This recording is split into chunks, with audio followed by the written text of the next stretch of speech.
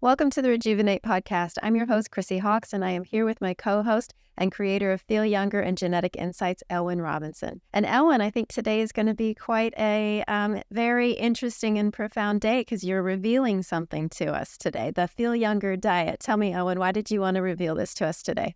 Yeah, the Feel Younger diet plan. I've been working on this for quite a while. When I say diet, it's not about losing weight, although this diet should help you to lose weight, should that be your goal. It's more a way of choosing what to eat. I think that's the key thing. That helps you to feel younger, have more energy, have more vitality, have more enthusiasm for life, have more mental sharpness, and all of that kind of stuff. So that's what we're doing today. Why today? Because I feel ready. This is something that I've been developing for a long time. And, I've had some outside input on this one as well. And I feel really good that this is something that is helpful. I also think it's necessary. There's so many dogmatic diets out there. And, by the end of it, you might think, spoiler alert, it might be a bit of a cheat calling it a diet because I'm not actually going to tell you exactly what to eat. It's more of a guide. But what I want to do is my intention by the end of the episode is for you to have a way that is helpful in deciding what to eat in general and on a meal-to-meal basis, where as a result you feel good, you're the way that you want to be, your digestion is the way you want it to be, so it's something that works for you. Wonderful. I mean, there's a lot of things. Yeah, diet kind of, some people might interpret that as like, something to do to lose weight or for a small limited amount of time. But what you're really talking about is a lifestyle and a way to live your life with food, correct? Yes. Perfect. Yeah, because it seems like, to be honest, eating should be a very, very simple subject. Just kind of follow the pyramid or whatever out there. It should be pretty simple, but it's not that simple, is it? Well, I've downplayed diet a lot. I mean, this is episodes, I think 30-something this will be. It's hardly the top priority for me. But I understand for most people it is a top priority. And I think the answer for that is not hard to understand. If you look in the animal kingdom, most mammals, for instance, they spend most of their time searching for food. And it's a big preoccupation. And I believe probably our ancestors throughout most of our history, a lot of their focus would be getting food and then also secondarily making sure the food wasn't poisonous. And that's a lot of our day, I mean, we talk about our ancient ancestors before civilization as hunter-gatherers. What we're talking about, what is hunting and gathering? It's ways of getting food. That's the very thing that defines, millions of years of evolution. So it is a big deal to us. It's not as big a deal as it used to be. And I think the simple reason is that, at least throughout most of the world, there's an abundance of food available. And, it's safe in the sense that usually it won't kill you through food poisoning or something as soon as you eat it. And so much more of an issue now is the fact that there's an excess of food, the fact that the food sometimes is very low in nutrients or it's got the wrong nutrients in and all the rest of it. So basically it's unnatural. And so unfortunately, the natural situation is that there's barely enough food to go around a lot of the time, but it's probably fairly safe so long as it's fresh. And so that's how we're used to feeling about food, that we really need to focus on it and there's not enough of it. Of course, the situation now is the opposite. There's way too much of it, probably, for most people, way too much choice. And actually, most of it is really, really harmful. So we're in a completely different situation than we ever have been. Just to touch on the food pyramid thing for a second, that food pyramid was created by lobbying interests. So that's basically a reflection of the power and money of each industry that's represented on that food pyramid. Now, my biggest objection to the food pyramid, I'm not massively actually against the recommendations in there. You'll be surprised to hear maybe later. But my issue more is just the idea that everyone should be on the same. That's the thing that's the craziest to me. That someone, for instance, whose ancestors largely come from the Arctic would be the same food pyramid as whose ancestors come from the equator. That's crazy to me, right? So we'll talk about that and many other factors that influence it. And don't worry, this is not a diet where I'm going to tell you to eat something based on when your ancestors come from. That's not it either. But just pointing out that any diet system, including the food pyramid, that is the same for everyone is going to be wrong for most people. Yeah, that's a very interesting point there. I'm glad you brought that up. I was going to say, do you think that, a lot of people discount like the quality or the impact that food actually has on their health and their overall well-being and feeling? I think that most mainstream people who would never watch it or listen to a podcast like this do. I think most of the kind of people who actually are into this kind of thing and who might ever stumble upon this podcast overemphasize the importance of food as a kind of reaction to it, right? So if you go to your doctor and you have a health problem, most of the time they'll say it's nothing to do with diet. And even if they say it is related, like they might do with cardiovascular health, for instance, they'll often give you the wrong advice. And so I think as a reaction to that, and we all know it's wrong logically, and we all also intuitively feel it's wrong because of what I said before, because of the prime importance of food throughout most of our evolution. And so I think the overreaction to that is it's all about food. And so the kind of food, like health gurus who are really popular, who, have millions of followers and make, I don't know, billions of dollars, hundreds of millions of dollars, they're the ones who say your health is all down to food. And if you just eat this diet, you won't have any health problems. That's what's popular. If my primary goal was to be popular or to make money, then that is what I would say too, because that is how you do it. You lie to people and you just tell the opposite lie to the mainstream. So the mainstream lie is that food doesn't matter. The alternative lie is that food is all important. The reality is it's in between. Right. Yeah. Because you did touch on something there, that there are a lot of programs out there or systems, that it's like it's the thing for every single individual. So I just wanted to ask, with it in those spaces, then what I'm hearing is that may not be the case. So if you're following something that it's pertained or, purported to be for the masses and for absolutely everyone, that the chances are that that's probably maybe not the right one for you. No, and the tricky thing about it, and this is something I've explored a lot and I've talked about in previous episodes a little bit, you can get two gurus, teachers, whatever, doctors often, giving completely opposite advice. So the one we've already used before is one says no carbs, one says very high carbs or only carbs. Both of them have loads of stories, testimonials, research and evidence that they're right and that it works. And both of them may not be lying. That's the other thing. Yeah. And so what that is to me is it's not lying, but you could say it's a little bit deceptive because it's cherry picking data. Although I think a lot of the time they're not doing it intentionally. They're just, unconsciously ignoring. And also you tend to attract people to you, who would benefit from you more than average. And the ones who stick around definitely are the ones that benefit, right? The ones who don't benefit just don't stick around. So most of the followers you have most of the time will reflect back to you that this is great advice, it's working. And so they hear, all these testimonials, all these stories, even dramatic things. I went to a doctor and they said it was terminal and I completely healed thanks to your diet and all that kind of stuff. And so they are completely bought into their system. But then the crazy thing, as I say, is that the doctor giving the absolute exact opposite advice has exactly the same experience. And then when you put them together, they'll argue with each other and very likely will not see each other's point of view. And so, yeah, I think it's the confirmation bias is one of the words for it. And another example of that is vegans versus carnivores, right? Again, completely opposite. Both claim to be healing people of life-threatening diseases on a regular basis. Yeah. So it's like, who's right, who's wrong? That's not the question I'm asking. The question that's more interesting to me is how can they both be telling the truth, at least to some degree, right? As I say, maybe they've been missing stuff, but I'm assuming that all the people, because there's plenty of, as I said, real people in comment sections and, on video and stuff saying this cured me. I don't believe all them are lying. So how can at least, let's say, the adherents of both opposite systems be telling the truth, which I believe they are? What is the commonality between the advice? And one of the commonalities, and the most obvious answer to that, is whether you're on the keto diet or you're on the Atkins diet or you're on the raw vegan diet or whether you're on the fruitarian diet, etc., most of these diets do talk about removing a lot or most processed food with loads of chemicals in, from supermarkets and all the rest of it. So that's an obvious answer to the question, but I actually believe it goes much deeper than that. Yeah. And then there are other things that are not for the masses, but break you down into different categories, like the eat right for your blood type or the doshas. So what are your thoughts on that? Arbitrary is what I would say. I put about as much validity on those in general as I do on like astrology or, basing what your personality is going to be like based on your date of birth. And that, and just to clarify what that is, not zero, but not very much.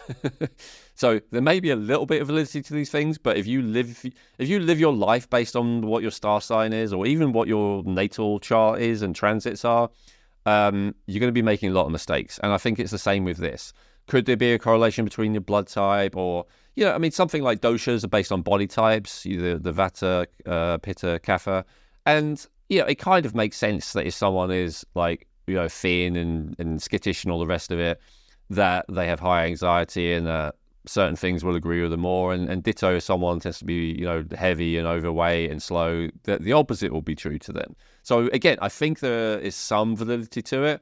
I actually generally I think there's more credibility to the types themselves. So, there's the doshas, there's the Chinese 5-element system, there's the Korean 8-body type system, there's the, ancient European 4 humors system. I actually think there's a reasonable amount of validity to all of those, because they are just empirical, as in they're observing what people are like and what happens when they do certain things. I think what is generally less helpful is the advice, because often it's out of date.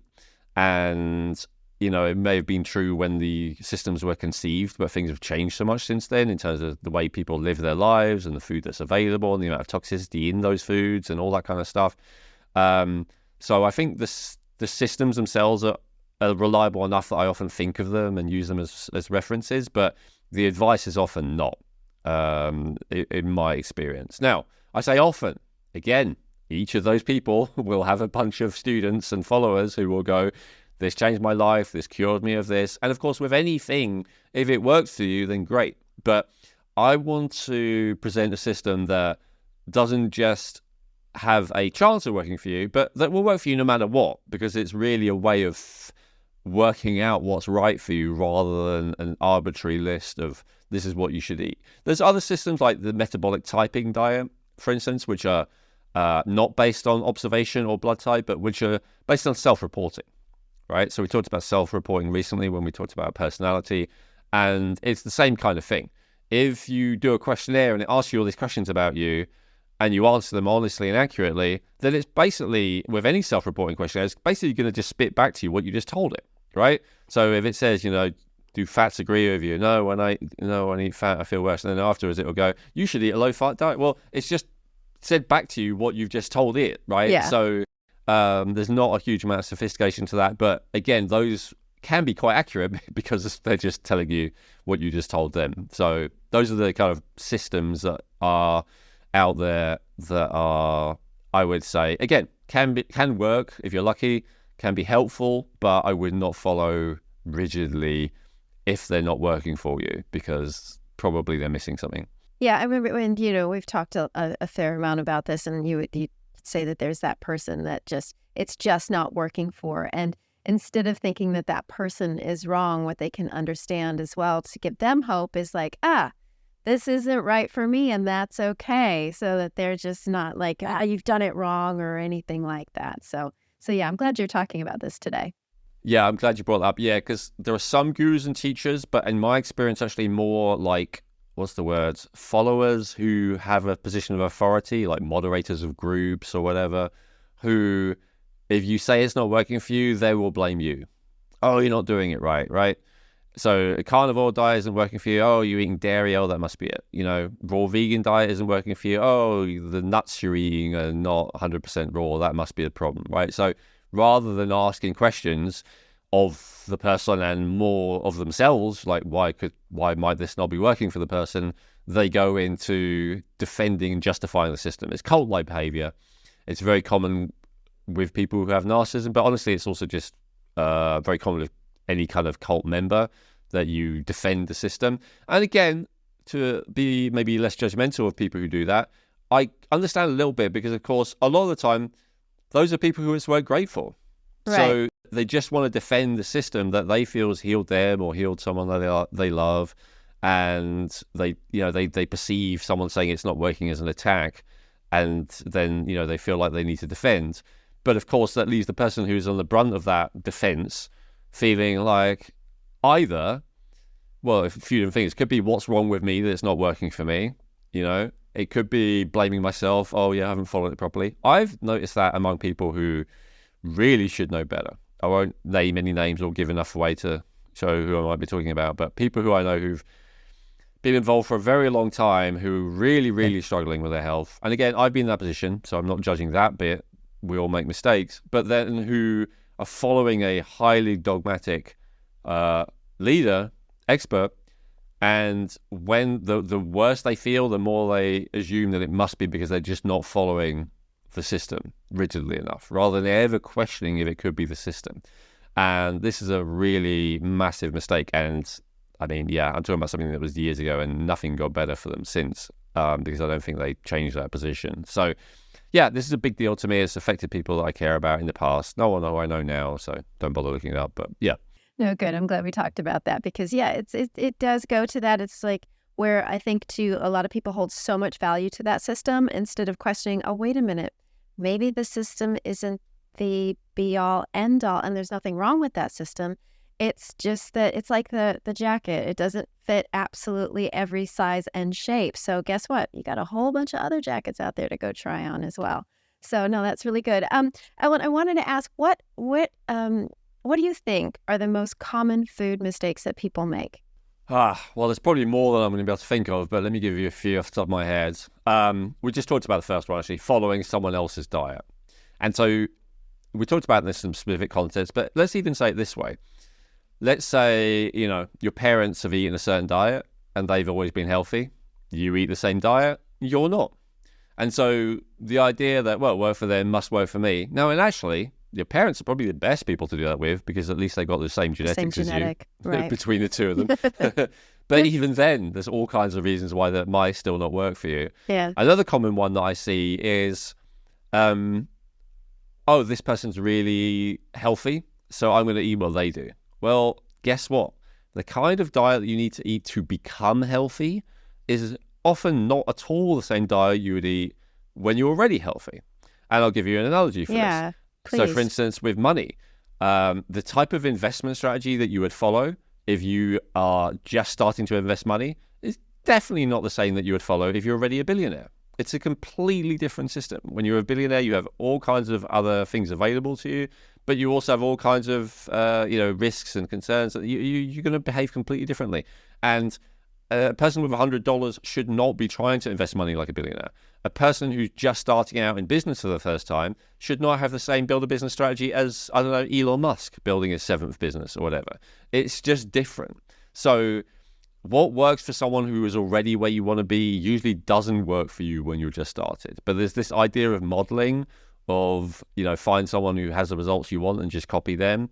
It doesn't work. If you really want to do that, what would make more sense is find someone who had exactly the same problem you did and then copy what they did when they first started to get better. Right. That Makes would sense. at least be more logically consistent. But just copying someone because they're successful in health or fitness or whatever makes no sense at all. Perfect. Okay, so are there any other ones, any other common mistakes that people are making with food? Yes. Not knowing exactly what you're eating. This is another pet peeve of mine. If you're not buying a single ingredient food, then look at the ingredients label.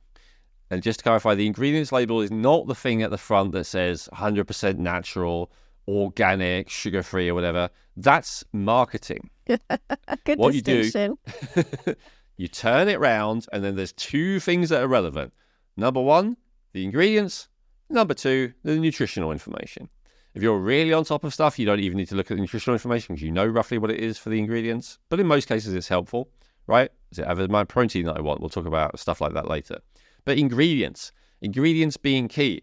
Do you know what you're eating? I'm not even going to talk yet about what isn't good, right? Some E numbers are actually fine. Some E numbers are just vitamins that they use to preserve stuff. So I'm not saying that anything is fundamentally bad. We've talked before about, maybe saturated fat is actually good for you. Maybe even sugar is good for you in certain distinct situations. So I'm not yet saying any one food is not good, but I'm saying people don't know what they're eating. So that's one example, not looking at the label of things. This is not just when you do your weekly or whatever shop at a supermarket. This is also when you buy a quick snack on the way, whatever, pick it up and look at the back of it. See what's actually in it. Protein bar, because you want protein, great. What else is in it? Have a look. So that's a really important one. Another one, eating while stressed is always going to be a bad idea. And why is that, Ellen? Because the stress state, also known as the sympathetic nervous system state, is the opposite of the rest and digest state. We talked about there's actually 3 branches of the nervous system, but very simply, the branch of the nervous system that you want when you're eating is your parasympathetic, or as we call it, ventral vagal system.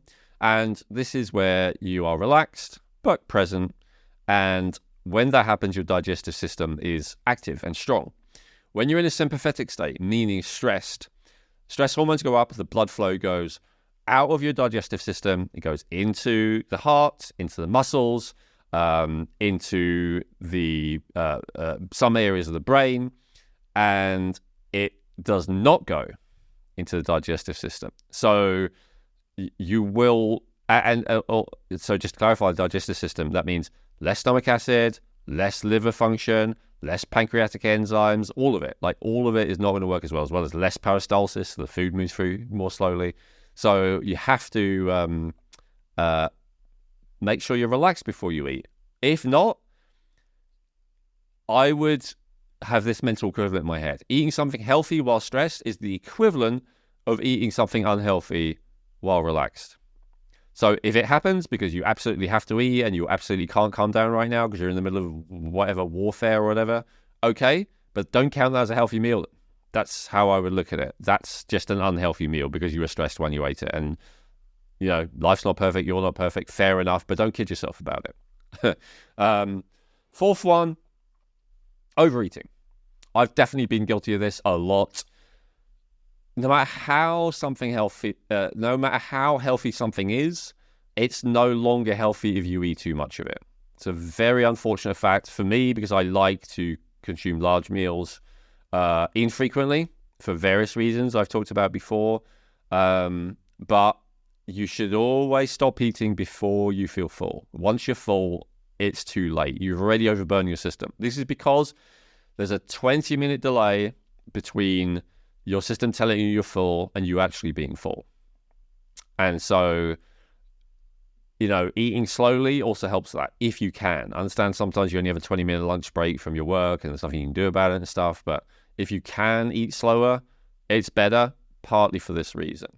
This is true. This is as true for people who want to gain weight as people who want to lose weight, by the way. Because if you overeat and you want to gain weight, then most of that protein and stuff is not very well assimilated at the end of what you've eaten, and yet it will still fill you up, meaning that you won't be as hungry for longer. So you're getting less value out of it. And that's why a lot of people who do recommend, if you want to gain muscle or if you want to gain weight, then they often recommend smaller, more frequent meals for this very reason. If once you overeat, it's not very usable by the body. It's more likely to be turned into fat than muscle. There's the only good thing that can be said for overeating is it calms you down. And that's exactly why people do it. They're eating when they're stressed. They're going to overeat. They do feel more relaxed at the end. It absolutely works because despite what I just said about stress, if you put enough food in your digestive system, the blood flow will go there. So it kind of forces you into a relaxed state. And when you overeat, what neurotransmitter is it that you're triggering? Sorry, say again. When you're eating and for it to calm you down, what neurotransmitter is the body triggering? Oh, yeah, a good question. So it's more about that it's reducing the stressful neurotransmitters, right? The cortisol, adrenaline, noradrenaline, and yes, even dopamine, which is why people often feel they're able to think less clearly immediately after a meal. Although not always, depends how well you eat. We'll talk about how to eat well enough that doesn't happen with dopamine. But it does, now depending on what you eat. So if you eat carbs, that will stimulate serotonin. Serotonin is a double-edged sword like we talked about, but overall, it's kind of a blunting. It emotionally blunts you. And so, yes, if you're on a high level of anxiety, for instance, it will reduce that because it is blunting everything. It will also reduce GABA to some degree.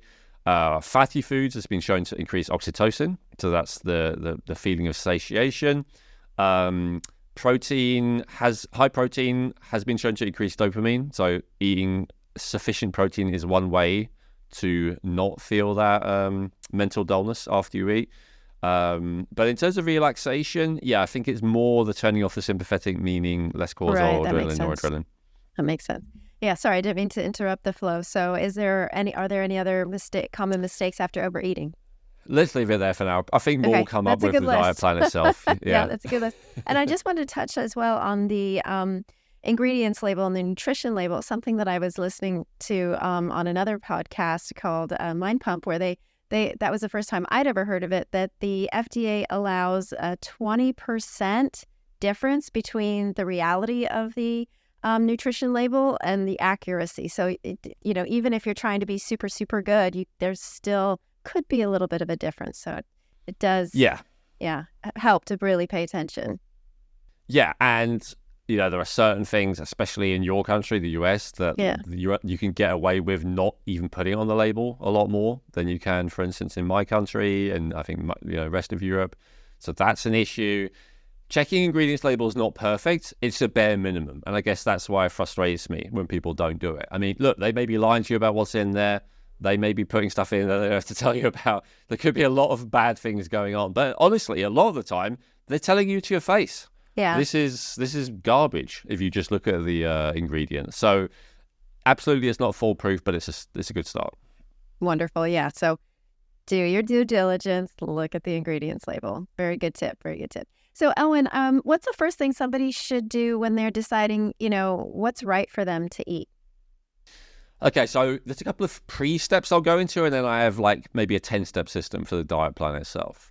So the pre-steps I'll just touch on because they're whole episodes in themselves. In fact, they're whole episodes that we've really done. So first of all, resolve digestive issues, right? If you have significant digestive issues, then it will affect what you eat, and you have to be aware of that. 2 examples, if you have an issue of cholestasis, which we talked about in detail in the detoxification episode, then you're going to have slow transit time, you're going to have a lack of bile flow, you're not going to be able to absorb fat so well, so a high-fat diet may not feel good, even if it's otherwise perfect for you, for example. So that's something that has to be resolved.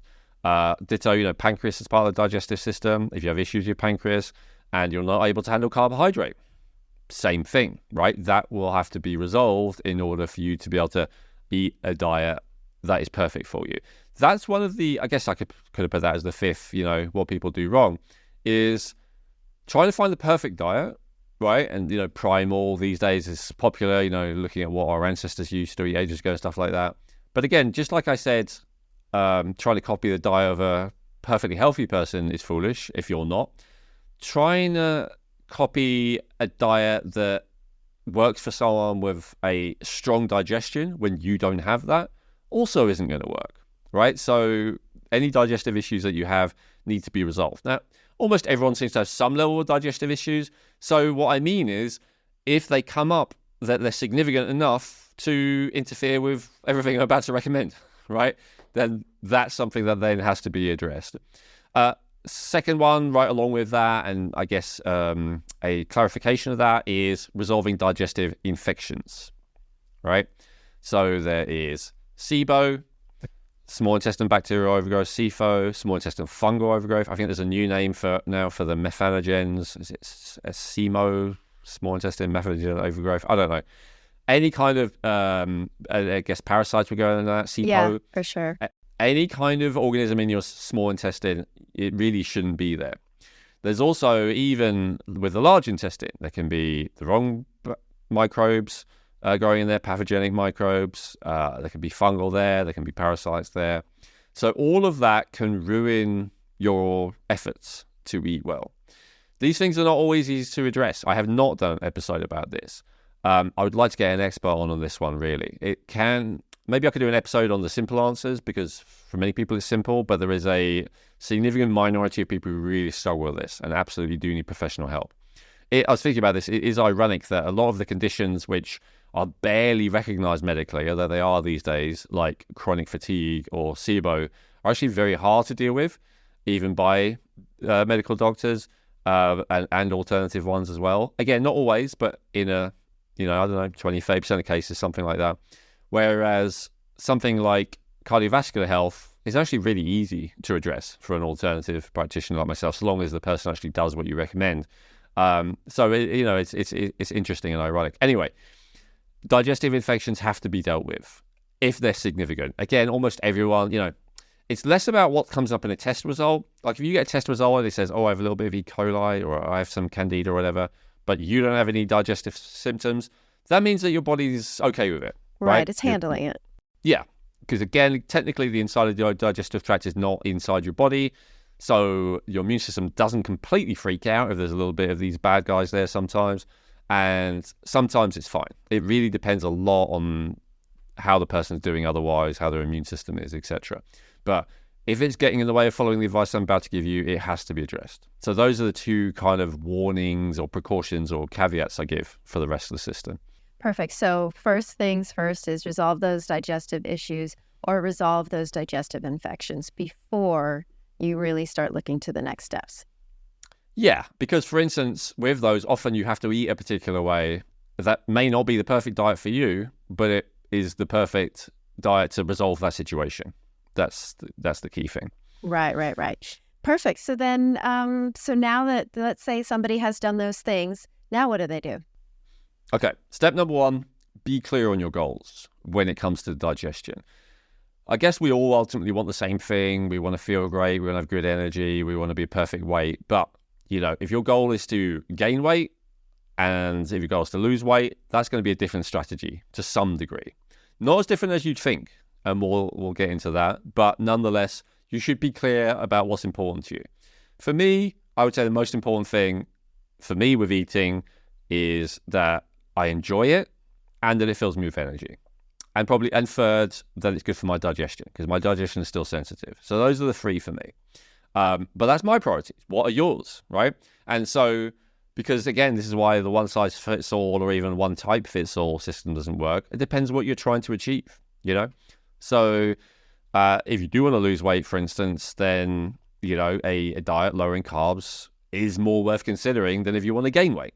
So you need to be clear on that. So that's a simple one. Next step.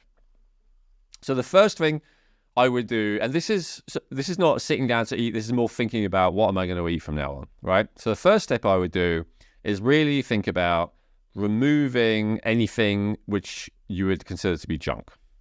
So clean out those cupboards and that refrigerator. Yeah. And of course, in terms of restocking, this the advice I gave earlier is paramount, right? Whether you're online shopping, whether you're, in a supermarket, whatever it may be, look, again, unless it is a single ingredient thing, look at it. Even if it's a single ingredient thing, like if you're buying, I don't know, spinach or apples, I think, those tend to be high in pesticides if they're not organic. So then you want to look at the labeling, even if it is, just a loose apple. Is it, does it have that appeal stuff on it that they've started adding recently? Some kind of coating which is toxic. Like, it's never ending. Why did they do that? It's just, I don't know.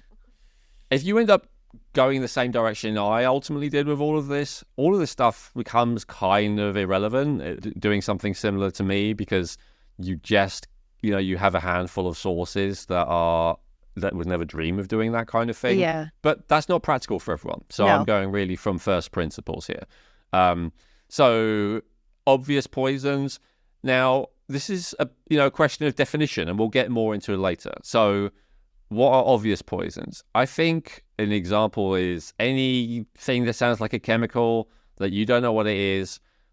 Google it with the word benefits and Google it with the word side effects. I say it that and not just side effects because you know what? You could Google anything with the word side effects and you will find some negative stuff. Yeah, bungee jumping, side effects. Yeah.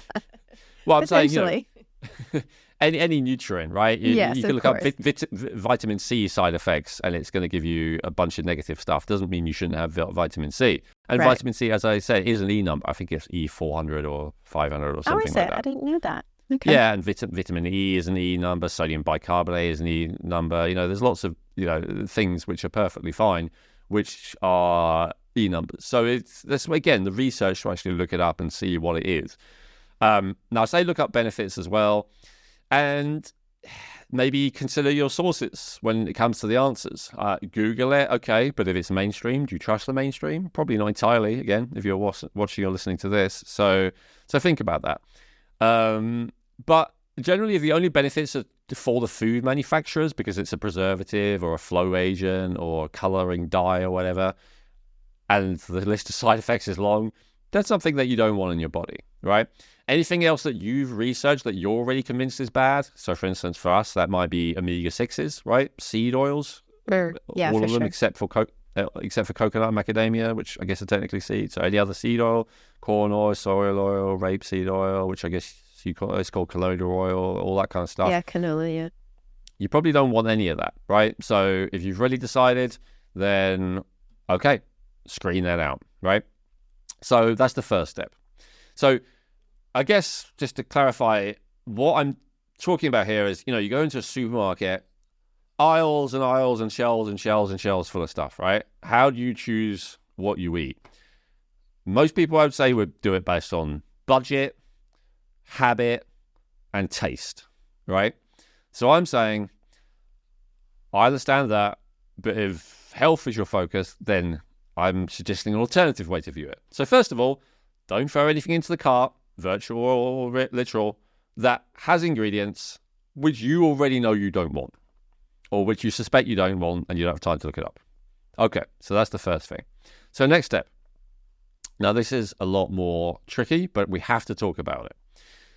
Stop eating foods that you are allergic or intolerant to. That would be step 3. And so how do we do that? So the first thing is you have to find out what those things are. Now, you already may know.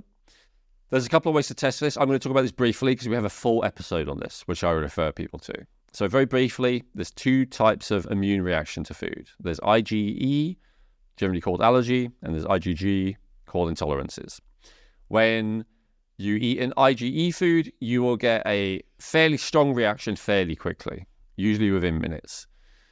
Again, I slightly go against the mainstream here that I think allergy reactions are on a spectrum, and that's also what test results show. So it's not always anaphylactic shock. It's not always life-threatening. But the point is it's immediate. Like within a minute or 2 of eating it, you've got something. Maybe you got a scratchy throat, maybe you got red eye, something will show up very quickly. When you do the test like that, and let's say you just do the intolerances test, I think you said that was the IgG, would something that's showing up there that would automatically show up as an allergy? Or like if you did the allergy test and the intolerance, like they would come to... No, not at all. Okay. But they can be completely separate. If you do both, you might get this and this you're allergic to, completely different things you're intolerant to. They're not the same. Don't ask me why. I don't know. Allergy intolerance is basically just that your body is tagged as a threat. That's the simple explanation. And why it tags some things as a big threat and some things as a small threat, I'm not sure. With the intolerance reaction, it often shows up like between 12 hours and 3 days later. And so that's why intolerances are a lot trickier, because 3 days later, I mean, who has a symptom and goes, oh, it's because of what I ate 3 days ago? Not many people, other than the most paranoid neurotic, ironically, are going to think, oh, it's that thing I had 3 days ago, unless they've already noticed a pattern. So this is tricky. Blood tests, I have not found to be super accurate, I'll be honest. And I have had the luxury of being able to test, like going to several different companies. I get wildly different results. When I go to several different companies, and I've tried this too, for levels of things, like levels of hormones, levels of even vitamins in my blood, minerals, pretty much the same. So there's not that commonality with intolerance testing that there is with other testing that's more legitimate to me, unfortunately. It's a real shame. Now, I'm open to being educated on that one that is just reliable no matter what, but I haven't come across it yet. And I think this is why a lot of even practitioners who teach this exclusively, they often say that an exclusion diet is actually better. It's certainly cheaper. The only problem, of course, is it's just more effort. And a lot of people don't like to put in effort. But look for things. So basically, first of all, there's the you can suspect the dirty 7. So the foods that are the most likely culprits. And I'm not sure if I remember off the top of my head. Let's see. Gluten, dairy, eggs, soy, nuts. Is corn on there? Yeah. Thank you. And then one more, I got 6. Did I say eggs? Yeah, I think so. Okay. We're going to take a quick break to share with you one of our amazing sponsors, Genetic Insights. What makes Genetic Insights uniquely valuable is that they test over 83 million different variants, which guarantees a 99.7% accuracy on all of their DNA reports. With over 100 reports available, you get comprehensive insights into what your DNA is telling you about how to optimize your health today and in the future. I found reviewing my results to be incredibly accurate and applying some of the recommendations, which are personalized to your individual DNA, to be extremely helpful for me and my family. I also loved how easy it was to upload my raw DNA data that I already had from previously using Ancestry.com, because Genetic Insights supports uploading raw data from all major platforms. To get your health reports, go to geneticinsights.co and get 20% off today by using coupon code Rejuvenate. Remember that supporting our sponsors supports our podcast, which allows us to keep sharing this important information with you free of cost. So, go get your Genetic Insights health reports by going to geneticinsights.co and use coupon code Rejuvenate for 20% off today. You said eggs, yeah. You also said nuts. So, like, when somebody's potentially looking for this, how are they going to know that they're intolerant to it? Like, what signs or symptoms are going to show up? The problem with intolerance is it can be a lot of different things. Yeah, so common things would be digestive issues of all kinds, from acid reflux to farting, all the whole bloating, the whole like scope that. of it. Yeah, bloating, abdominal cramps, all that kind of stuff. Tiredness is potential. Anxiety is another potential. You'll see that, like, an elevated heart rate, because there's a bit of a sympathetic response along with the immune response. Sinus issues is common. Waking up with a blocked nose. Coating on the tongue is one of the things that they talk about, that can also be infection. Yeah. Skin issues is another common one, whether it's eczema, psoriasis, all that kind of stuff, or even just itching and discomfort, redness, stuff like that.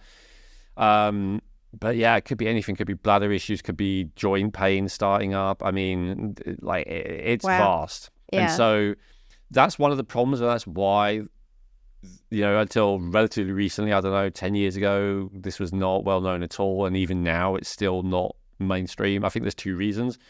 Whenever there is such diverse presentation of symptoms, it's always suspicious to the medical establishment. And then when it's hard to test for, they also don't like it. So that's why it is not as looked at, even though it's super important. So the only way you really know is this. You remove the food, and after ideally at least 2 weeks, you have it again. And when I say remove, I mean remove completely. And when I say have it again, ideally have a lot. So if you're testing gluten, for instance, so no gluten for 2 weeks, no bread, all that kind of stuff, and then have, like, sandwiches for lunch, heavy on the bread, light on the filling, like, have loads of bread, and then see if you feel anything. So the thing about intolerance is we absolutely build a tolerance to these things, and we get used to it. So if you think about it, if it can take up to 3 days for you to have a symptom, and then you eat the food every day, you never don't have the symptom, and so you don't see any correlation. And if you have a symptom chronically, it's never as severe. So, for instance, if you first smoke, you cough, and then if you smoke, many cigarettes a day, you actually stop coughing largely. And then, it takes decades and decades before you then get emphysema and you're coughing again. So, often the reaction is not as strong when you're doing it every day or, every meal. Of course. And so, not having it for at least 2 weeks and then having a big load of it, notice how you feel. And again, it may not be straight away. It actually often is when you do it that way.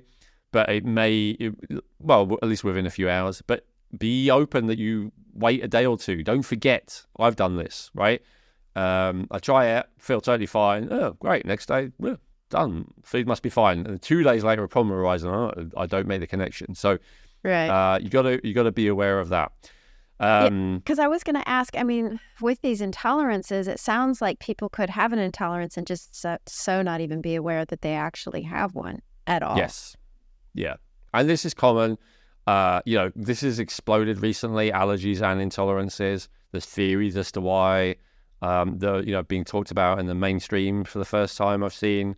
And it could be all kinds of things. It's some kind of poison. Let's put it that way, or combination of poisons that is relatively new, at least in the quantity we're getting it, that has made our immune system more reactive to things.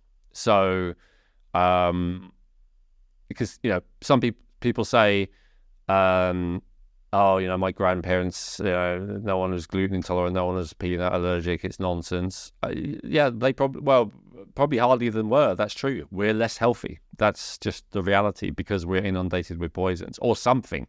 If nothing else, we're inundated with chronic diseases. That's a fact, right? Causes of that, I would say, are poisons. And I think many of the top experts would agree with me on that. I think that's, as I said, becoming mainstream now.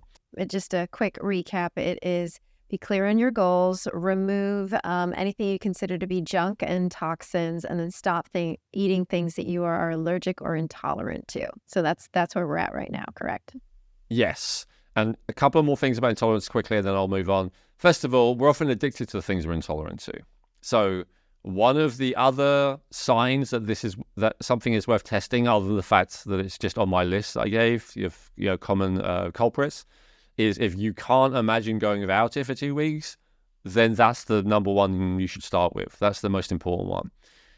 Why? It seems to be because that immune response that your body's having to that, because it's perceiving it as if it's a poison, also creates an adrenal response, and the adrenal response gets you high. Sometimes the foods also contain stuff which have an effect on your neurotransmitters. So, dairy contains opiate-like substances, so do grains like wheat, for instance. So that can be a reason why you really don't want to go without them, because they're also stimulating other stuff in you. Now, again, I just want to clarify, I'm not anti-egg, anti-wheat, anti-dairy, whatever. In fact, I eat some of those things on the top 6 list. I'm just saying they are culprits, until proven otherwise. Now, the next one on the list is related to it, and it's stop eating foods you have a sensitivity to. So I just want to clarify. Yeah, clarify intolerant to sensitive. So I've kind of put allergies and intolerances together in that previous point.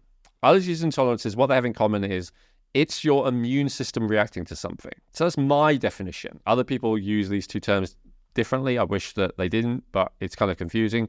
But my definition is allergy is strong immune response. Intolerance is mild chronic immune response. Both are not good. Sensitivity is not an immune response. It's some other issue with something in the food that you may have a problem with, but other people don't. So, this is why we've done the hierarchy. First of all, we talked about stuff that everyone has a problem with, even if they don't realize, right? Things are just innately poisonous. An intolerance means your body is treating it as if it's poisonous. That's the immune response. Mm-hmm. Now, this next one is there's something in there that is poisonous to your body, but it might be totally fine to someone else. Just like there might be a food that you're intolerant to that might be totally fine to someone else. And with a sensitivity, it's not that your immune system is responding, it's that your body struggles to process it or detoxify it or break it down. Right. So common examples of this, and the ones that I recommend that people pay attention to especially, are histamine intolerance. That's one of them. Histamine is a neurotransmitter and a hormone, which is essential in the body. If people have heard of it, it's usually because of antihistamines. It's the thing that blocks an allergic response. But histamine is also something that's created in your digestive tract. And some people have a genetic variant in the DAO enzyme, DAO, where they're not good at breaking down the histamine in the digestive tract. And when they have that, if they also eat high histamine foods, then the histamine can build up too much. The body isn't breaking it down like everyone else's would. And then it can get into the bloodstream and it can create all kinds of unpleasant symptoms, just like an allergy, although usually not as chronic. So high histamine foods in a nutshell are basically old foods. Anything aged, your cheese, your cured meats, your sauerkraut, whatever. Anything that is not fresh, basically, is going to be higher in histamine. Okay. Another one is oxalates. Oxalates are little sharp crystals which are naturally present in many plant foods. Some of them very high. It's very high in spinach. It's very high in tea, for instance, very high in chocolate. Medium amount in a lot of other plant foods. Some people, again, have a genetic variant where they're not good at breaking it down. And so if you have that, then you need to be careful and you need to avoid those foods. There is also contaminants in foods, but I'm going to class them under sensitivity as well, like, for instance, molds and mycotoxins. Some diet systems are based just around avoiding foods that are moldy, or fundamentally. Like I think the bulletproof diet was originally that. Right. Even though it's most famous for the coffee and the MCTR, it was originally based on avoiding molds, which I think is very valid. It's especially valid for people who have a problem dealing with molds and mycotoxins, which is about 20% of the population again. So if that's you, you're going to want to be significantly more careful and at least test. So with all the, I've just given 3 examples there. With each of those examples, at least test to see if you feel better after several weeks without those foods, and then test if you feel worse after adding them back in again. Now, with everything I just mentioned, I know that's a lot, and so people might be, oh my God, where do I start? So this is where I would recommend Genetic Insights. So Genetic Insights will tell you have a tendency to food intolerances in general. It'll tell you if you have a tendency for an intolerance to a particular food, like we do lactose, we do dairy protein, we do gluten, we do a bunch of other ones. And we also do histamine, we do oxalate, we do mycotoxins. That's not an exhaustive list. There are other things that sometimes bother people that are more rare, like nickel is one, and sulfur is another one. Tyramine is another one. So there's more niche specific things you can get into. If food is still bothering you and you can't work out why, you can go more in depth with the sensitivities. But the reason that we have the 3 I just mentioned is because they're the most common, I would say. Mm-hmm. And I would say, one of the reasons why people often feel better when they cut out all plant foods is because by cutting out all plant foods, you're removing oxalates, for instance. One of the reasons that people do very well on a opposite, vegan diet, I think, especially a raw vegan diet, is everything you eat is fresh. So then you're not having any high histamine foods, unless you're throwing in sauerkraut, which sometimes they do. But, often it's a very high fresh diet, for instance. So I think sometimes that's what's going on. A lot of diets involve removing all grains. Well, if you remove all grains, then that's a lot less mold. Mold, grains are one of the biggest sources of mold, probably the biggest. So I'm saying there might be other reasons why other diets have been quite beneficial for you, and it could just be because they significantly reduce these things that you're sensitive to. Right. So it's also useful doing the genetic testing because it tells you if there's genetic basis for the issue. Meaning, you might still be intolerant to something even though you don't have it show up in your genetic reports. But if that's the case, good news. It means you can heal from it. If you just heal your gut, you heal probably underlying infections, underlying inflammations, you might be fine with that food again. If you have a genetic basis for that intolerance or sensitivity, it's more likely that it will never be great for you, although you can reduce your symptoms by getting healthier overall, or you should be able to. So yeah, I would say because it's so quick and cheap and simple, genetic testing is a good start, but you can test for some of those things. The histamine intolerance test is not 100% reliable. The oxalate test is not 100% reliable, but they're available. They're not bad. They're a good indicator, so they're still possible as well. Great. So that's really helpful, having the distinction between the allergic and intolerance aspect, but then here looking at these sensitivities and where understanding your genetics can really give you a leg up here to really understand and look at potentials that might be getting in your way that you really don't know about. Yes. And I know this sounds complicated. A lot of people are, oh, God, Owen, can't you just tell me like the 3, whatever. But here's the thing. You've probably already tried the just eat this diets and they haven't worked for you if you're watching this, or they haven't worked as well as you want. And so this is often why, right? Mm-hmm. Because there's something in there that, and you're probably already applying step 2, right? If you're really into this stuff, you're probably not eating a lot of foods of a lot of things that you know are bad for you. But here's the thing: if you're intolerant to something, your body treats it as a poison. It may as well be an actual poison. If you're sensitive to something, it actually is a poison to your body. Right. Because the only difference between a poison and not a poison is, can your body deal with it easily? Everything's a poison if your body can't deal with it, Like chocolate will kill a dog, right? Pistachio nuts, but macadamia nuts. Macadamia nuts are great for humans. I can't find almost anything in there that's poisonous to them. But if I accidentally feed it to my dog, then it's going to kill it. So Right. It's just about, can you break it down? Is it okay for your body? And this is really one of the reasons why all of those one-size-fits-all or even type diet systems out there are nonsense to me, because they don't take this into account.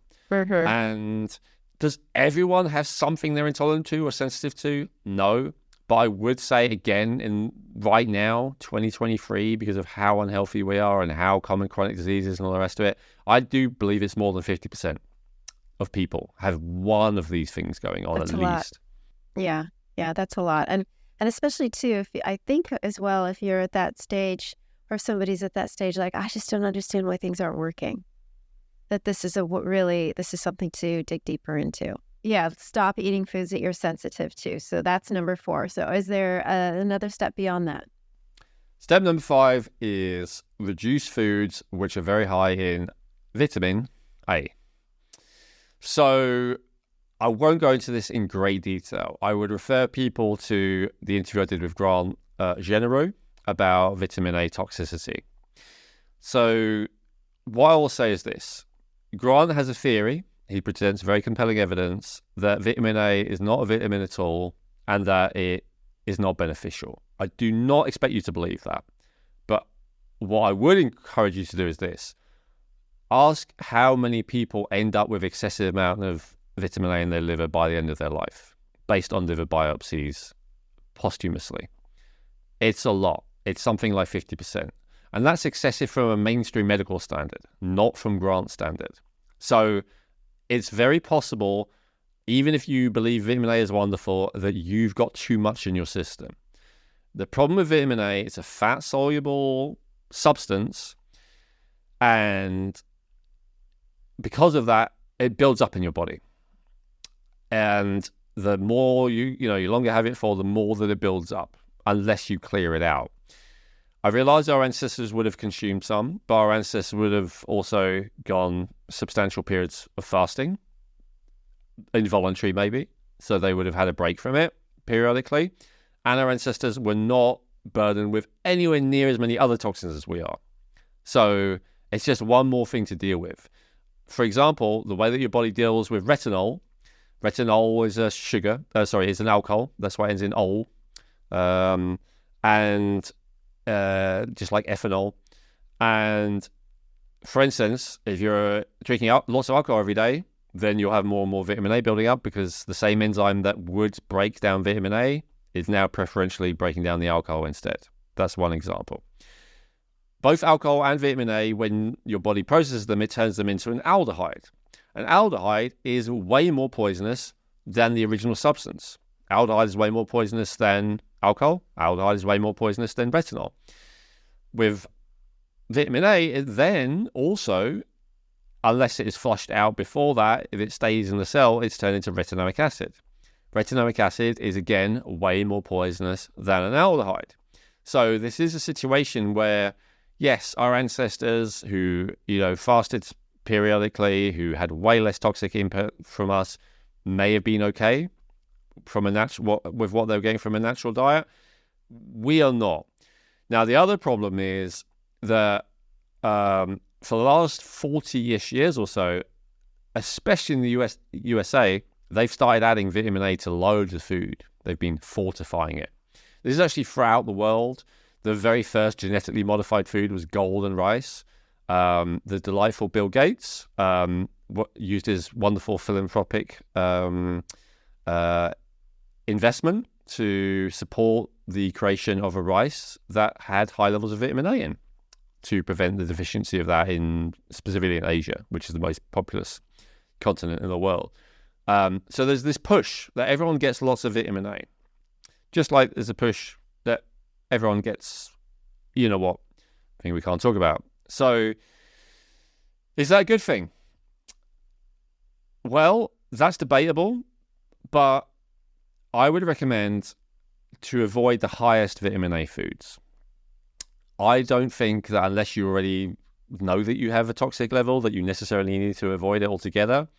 But the highest vitamin A foods are basically liver, other organ meats except for heart, the dark greens like spinach and kale, and the orange plants. So especially the roots. So your butternut squash, your carrots, your pumpkin, those kind of things. So I personally would avoid or minimize those foods because they're so high in vitamin A. I don't see any benefit in them. More importantly, I would avoid having those in supplemental form. So no cod liver oil, for instance, no multivitamins that have high levels of that in. If it's a little bit, maybe fair enough, but a lot of them are giving you more than 100% of your RDA. Sure. Then you're eating foods that have it in, then you're having extra added in by the government, fortifying all your food. So let's say you're having 300% of the RDA every day. Again, if you want to believe the mainstream science, maybe 100% is safe throughout your lifetime. Is 300% safe throughout your lifetime? Probably not, right? So this is something that you want to be aware of. I would minimize the high levels of vitamin A for that reason, even if you don't believe, Grant, that it is, a bad thing. You still don't have too much.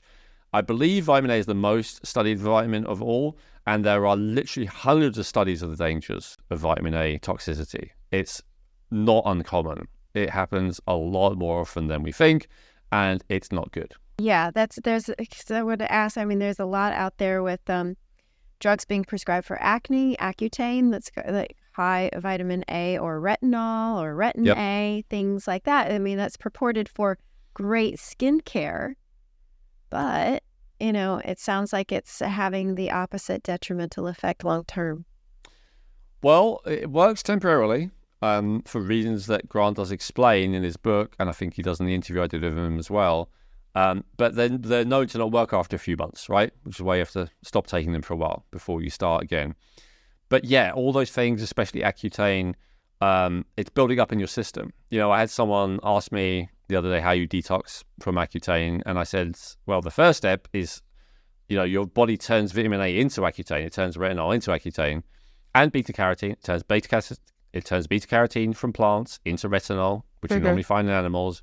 I had one comment say, beta-carotene is fine, but don't eat retinol. I'm like, well, your body turns beta-carotene into retinol. It's a process, right? Why do you think animal foods have it? It's because the animals eat the plants, and then they turn it into retinol. You think your body's the only one that can't do that? Of course, So beta-carotene is to retinol. It turns retinol to retinol, turns retinol to retinoic acid, then it turns retinoic acid into 13-cis-retinoic acid, which is Accutane. So if you're eating more vitamin A, then you're only increasing the level of Accutane in your body, because your body will turn it into that before it is able to detoxify it. Right. So first step, stop ingesting. And so Absolutely. So then what would be the next step after that? So for the diet? It's for because you said the person asked you how to get rid of the Accutane in their body. I would leave it there. I think that's a topic for another thing. But, in terms of diet, which we're talking about today, stop eating it every day. Stop eating it, Stop bringing it in. Eliminate the level. Okay, perfect. I'm not dismissing that. I'd like to have an expert on who talks about that more. I think I don't think anyone knows for sure, other than reducing exposure. Reducing exposure is the number one thing you can do. It's the same with heavy metal toxicity. Yeah. Yes, you can detoxify, but the number one thing is to stop taking it into your body. But yeah. Okay, perfect. So that was number 5, reduce foods that are high in vitamin A. So step 6. Find the right macronutrient ratio for you. So this is really important. And this is where goals matter a little bit, but it's not the only thing I would look at. So The number one thing that I would use for this and have used for this again is genetics. So our genetic reports, this is available obviously in the Limitless as everything. It's also in the nutrient reports. It will tell you how you respond to dietary fat, how you respond to dietary protein, and how you respond to dietary carbohydrate. It's very important to know that. Now, I want to tell you, we're not always making it easy for you. This is not a one-size-fits-all because, for instance, I had a client who, it's the only one I've ever seen, but she actually doesn't do well with dietary protein, doesn't do well with dietary fat, doesn't do well with carbohydrate. Wow. That's really unlucky. She's the first person I've seen that with. But my point is, like, the type of testing and the type of genetic test even that tell you, ooh, you're this type, like, they're oversimplifying things to the point that I would not believe them or trust in them. Mm-hmm. Because the truth is, those are 3 different variables. And with each of those variables, there's a bunch of factors that go into it. So just because you are bad at digesting fat, for instance, doesn't mean you are good at digesting carbs, unfortunately, right? And you could be good at both. So this is really important information to understand. So with carbohydrates, we talk about, are you a farmer, are you a hunter-gatherer, or are you in between? Meaning, are you genetically adapted to the high carbohydrate diet? Because there does seem to be evidence that throughout a lot of our evolution up until agriculture, we probably didn't have it, at least for a long time. Maybe there was a time we did, but for a long time we didn't. So are you adapted to it? With protein, not everyone can deal with it at high levels very well. It can be a burden, so we need to know that. And then with fat. We also subdivide it. So how do you do a saturated fat? Generally, I'd say in the kind of communities I'm part of, and probably most watchers are part of, they say that saturated fat is good. I would agree that it's good, compared to omega-6s and seed oils in most cases, but it's actually not beneficial for everyone. Some people really do pack on the pounds when they eat fat, especially saturated fat. And so the mainstream Google articles that tell you that are not lying, they're just cherry picking the data again. It does happen to some people. And so those people might be better off with more monounsaturated fats, maybe more avocados and olives and stuff like that. So that's helpful to know as well. So what kind of macronutrient and, which macronutrient is best for you? In the case of, protein, we actually even go in more detail. Genetic insights will tell you how much you need. Well, at least we'll tell you need more or less than average of each of the amino acids, or the main amino acids as well. That's a level of specificity you may not want to bother getting into. Maybe we'll talk about that in a separate episode, but that can be fun as well, at least sometimes. For instance, if you really focused on muscle, you might want to go more of the branched-chain amino acids. If you're really focused on having more dopamine, more energy and mental clarity, you might want to focus on increasing your tyrosine. So there's a couple of factors like that. And what does that mean? It means, especially if you're eating, a incomplete protein, you want to make sure that you're getting enough of those essential amino acids. But anyway, so back to the macronutrients. So the macronutrients is key. In the end of the day, you need fuel, right? You need energy. I've said before in previous episodes, and it's true, that in a way, most of your energy actually comes from oxygen, because the amount of energy that you get from a unit of food will vary so much depending on whether oxygen is present. But fundamentally, you need the unit of food. You need the unit of energy, you need the unit of glucose or otherwise. And so that macronutrient balance is crucial. My experience is that even though some people do very well with an extreme, so very low carb sometimes, very low fat sometimes, most people just need to find the right balance for them. Right. And how do you know it's the right balance for you? I would say it's when you feel satiated without overeating is one thing. So if you tend to eat and eat and eat, you're probably not eating enough protein, because protein is very satiating. So that's the first factor. As long as you can handle it, again, check your genetics, a good amount of protein is good. Second of all, if you feel hungry too quickly after eating, I would define too quickly as like less than 4 or 5 hours, unless you are very active. If you are lifting up, heavy boxes all day, walking up a hill all day, whatever, like that kind of level of intensity, sure, maybe you eat every 3 hours, but otherwise, really should be every 4 or 5 hours. If you do not if you can't last that long, if you feel hungry, and especially if you don't kind of feel a grumbling hungry, but you feel more kind of weak, jittery hungry, then that is a classic sign of a lack of fat to me. If you put more fat in your meal, it will reduce the glycemic index of the meal. Fat slows down how quickly the carbohydrate is absorbed. So it reduces the glycemic index. It will reduce the peak and crash of the blood sugar. So I would recommend more fat if you want the meal to last longer. If you have no carbs and only fat as your main fuel source, then it might still not work, because you could still get a bit of a peak of insulin because of the protein and then a crash. So I'm talking about, whether you have a little bit of carbs or a lot of carbs, not no carbs or a lot, when I'm talking about the balance. Now, the opposite is also true, meaning if you're like 6, 7, 8 hours later and you're still not hungry, you probably use too much fat.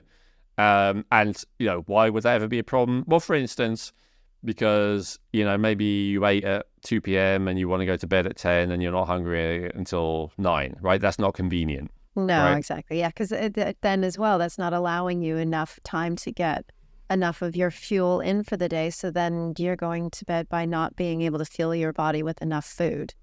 Yes. Overall, right. I'd also say if you feel sluggish and heavy and lacking in energy after a meal, that's a classic sign of not enough carbohydrate. So those are experiential things. I don't think that's unique to me. I think the metabolic typing diet does talk about that, for instance, most of what I said anyway. So those are some experiential tells. So I would say to make sure you don't overeat, have enough protein. To make sure that you feel satiated for long enough, have enough fat. To make sure you have energy after the meal, have enough carbohydrate. And to make sure that you don't crash too quickly, don't have too much carbohydrate. That would be how to sum it up. Right. Yeah. For me, I know I've been playing with my macros a little bit, and I found those apps that help you track are very, very helpful, because I was really looking at, okay, how much protein am I eating? Actually, how much of all of it am I really eating? So I found that very, very, very helpful. So yeah, that's something that if somebody's looking to do this, that they might want to consider doing. And it's not something that you have to do for a long time, but it's just to kind of get you on the path of it and get used to, like, okay, this is what these macro ratios look like on a plate, so that you can move forward once you know what really works for you. Yeah, you're skipping ahead to step 10, but that's good. We'll talk more about it there. Yay! Sorry for that. But no, Ellen, that's really, really great. And I do like that about, really looking at the macronutrients. So that's perfect. So what's step number 8? So see if you have any increased nutritional needs. So some people need more some nutrients than the others. We just covered that for the macros, right? But it's actually true of every vitamin, every mineral. And as we're talking about, even it's true for the amino acids, it's true for the different types of essential fats. Some people need more and some people need less. So how is somebody going to know if they are an individual that needs that? So 2 ways. The easier way is to look at your genetics. Easier in terms of, we make it very easy for you. It's cheap compared to the other option. And it's kind of telling you throughout your whole lifetime because it's genetic. So for instance, for me, I have an increased need for calcium, I have an increased need for vitamin K2, I have an increased need for tyrosine, I have an increased need for lysine. So I just know that. That's true for my life. Now, maybe I'm eating loads of foods really high on that, and so I don't need it. So the other way to be sure is to do a blood test and or urine test. We like the Nutraval, right, which is a combination of both. And so that will tell you, but there are other ones out there that are reliable as well. So that will tell you what level of nutrient you actually need based on what you've been eating for the last few months, because that's what it will be measuring against. So go, okay, you need more of this, you need more of this, you're fine for this. So that's the other way of doing it. I would say probably a Nutraval something every 3 months is better, but that's expensive and inconvenient. So most people are not going to do that. So at least if you do your genetic once, you can go, okay, you know what? I know I need a bit more of this than average. Okay, I'll bear that in mind, right? I'll eat foods that are higher in that. Oh, I need more zinc. Okay, I'll make sure to have more animal foods. Maybe I'll have oysters every week, something like that, right? Just like simple changes like that is good enough for most people. But you need to know that, right? Again, this is yet another reason why the whole boilerplate one-size-fits-all diets make no sense. Right. People have radically different nutritional needs. I mentioned, for me, calcium and K2 are there. Now, K2 is quite trendy at the moment as a nutrient, but calcium is not, right? A lot of people are down on calcium at the moment. It used to be the most popular mineral supplement. It's not anymore. People are noticing there's a downside to too much calcium, and it's true, there is. But some people need more. So if I follow the trends, I go, oh, calcium bad, I'm going to avoid the high calcium foods and not supplement it. But because that's true in general, which it might well be, doesn't mean it's true for me, right? I still need more of it. And that's the thing that it's important to know. Yeah, you could be putting yourself at a disadvantage there without knowing. This is where the criticism of people like us is valid. Sometimes they call it orthorexia, being all, uptight and pedantic about what you eat. That if you just ate like a very, let's say, not junky diet, but normal diet, you're actually less likely to get into problems because you don't follow these extreme trends, right? You don't follow an extreme diet that cuts out all of this, all of that, and, create some kind of issue or some kind of deficiency, because unfortunately that does happen. So the crazy thing is that this step, you might think it's, oh God, it's overkill. It's not necessary if you follow such a healthy diet. Actually, it's more necessary. I'll give you an example. So vitamin B1, which I've talked about many times, very important nutrient, and it is actually very commonly deficient. It's hard to get enough. It's so commonly deficient that deficiency disease called pellagra was rife in the late 1800s. And so they made it a legal requirement to add, fortify, vitamin B1 in most grains throughout most of the developed world. And so therefore, most people eating a normal diet are at least getting a bare minimum amount that they need of B1. And then the people trying to be healthy, who are eating raw vegan or eating carnivore or eating, although the carnivore people argue they need less B1 because they're not having carbs, which there may be some truth to.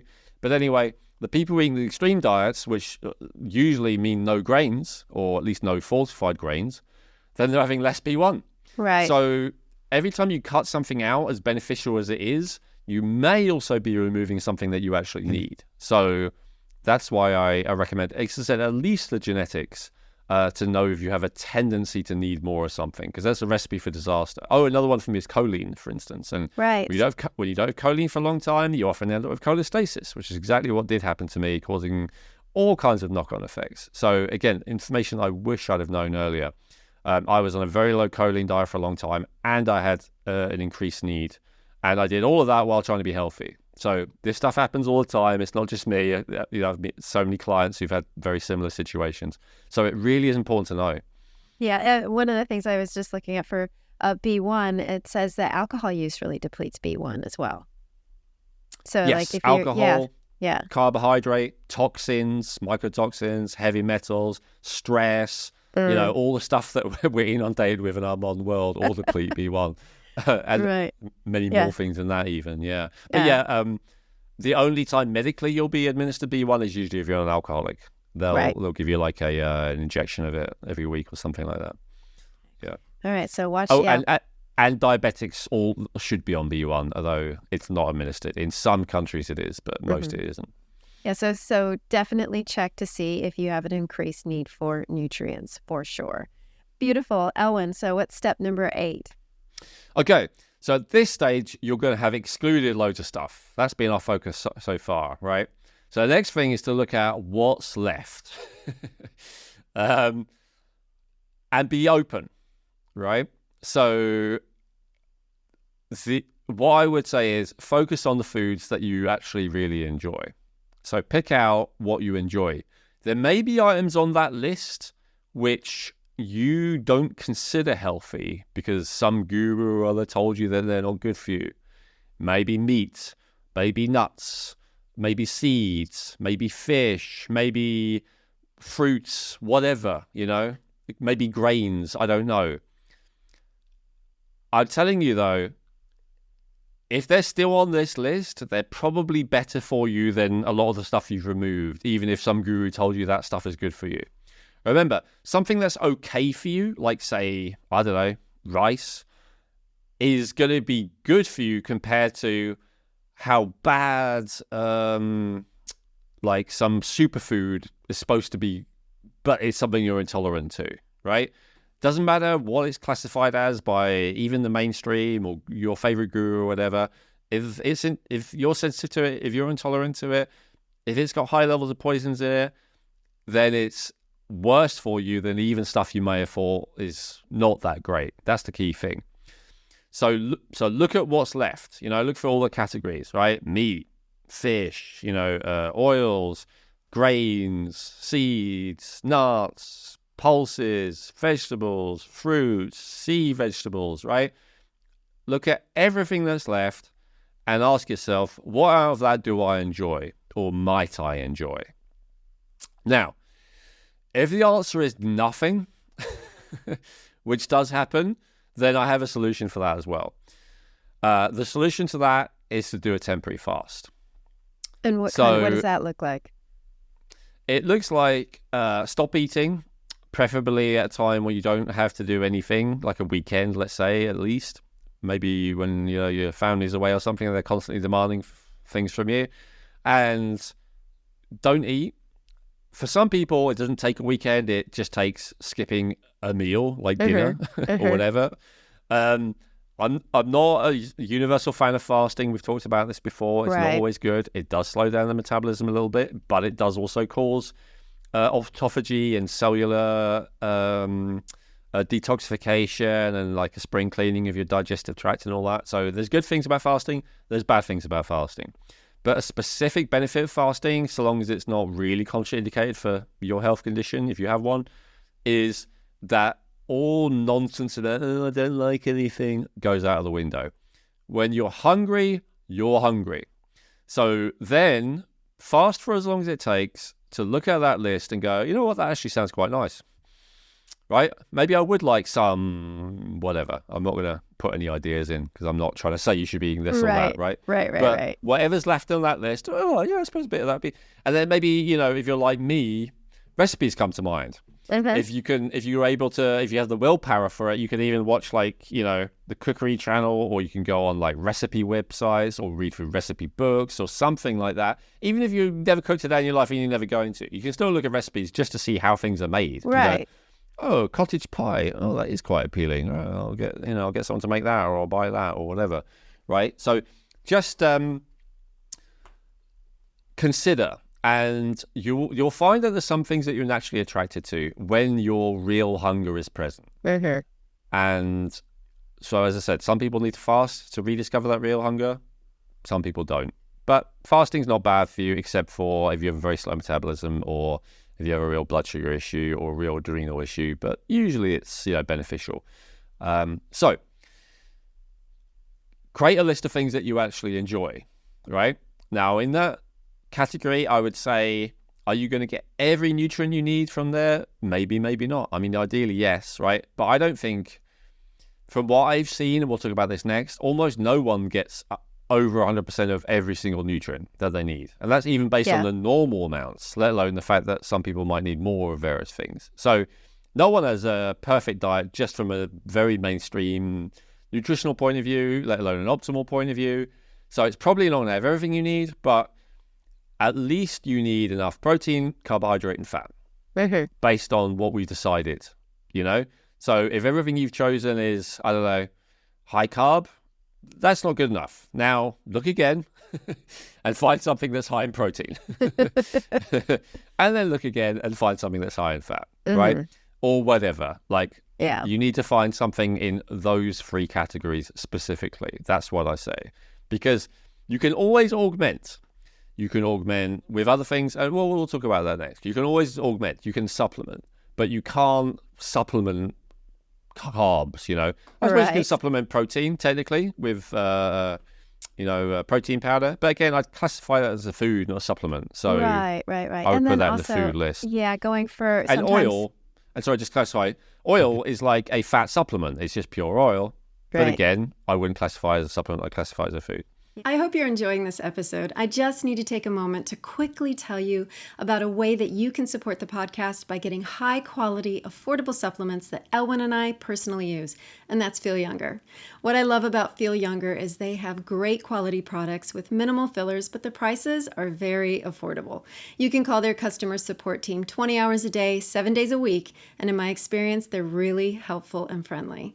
And what I love most of all is the amazing descriptions Elwyn's written for each product category about that topic. There's so much information and education on it. I've actually learned more from reading their product descriptions than I have from most articles. So, to support the podcast, please use Feel Younger for all your supplement needs. And to let them know we sent you, you can use promo code RejuvenateMe for a 20% discount off your first order at feelyounger.net. That's 20% off your first order with promo code RejuvenateMe at feelyounger.net. Yeah, it's like trying to get you wanting to really get it from a whole food, not something that has been broken down out of its original form. I prefer it that way, and the funny thing is, for me, it's not philosophical, it's actually practical. Like, no protein powder agrees with me. Like, I just do better with real food. I am fine though with oils, which again there's really no difference between a protein powder or an oil or a sugar. They're both just the macro refined out of everything else. For some reason, I don't do well with refined sugar, I don't do well with refined protein, I do great with refined fat. You watching or listening to this may be different. You can discover that for yourself, right? I would encourage not to put really hard rules on this, you know? As I say, there are some people who actually do great with sugar. There are some people who actually do great with protein powders. If that's you, then that's fine, as long as, you know, they're good enough quality, at least for what they are. I would say it is better to have a protein powder than not enough protein, you know? So I would not be too... I would strongly recommend, because I've seen the damage, not being too... rigid or puritanical about this. Oh, I can't have that because it's processed, or I can't have that because it's refined. I've seen that people that kind of attitude over and over again, and I see their nutritional profile and it's a mess. They're very deficient in a lot of different things because they've tried to be too rigid about it. Right. Okay. All right. So yeah, something to look at. Be open. Be open with what's left. Beautiful. And I just want to emphasize foods that you enjoy, right? Just finding is not enough. It's got to be something you enjoy. Why? Because it kind of relates to what I said earlier about being relaxed. No one's relaxed and happy because ventral vagal, just to clarify that point from earlier, ventral vagal, when your digestion is best, actually isn't like a passive state. It's a active but happy state. That's really what it is. And so no one feels active but happy staring at a plate of food that is unappealing to them, right?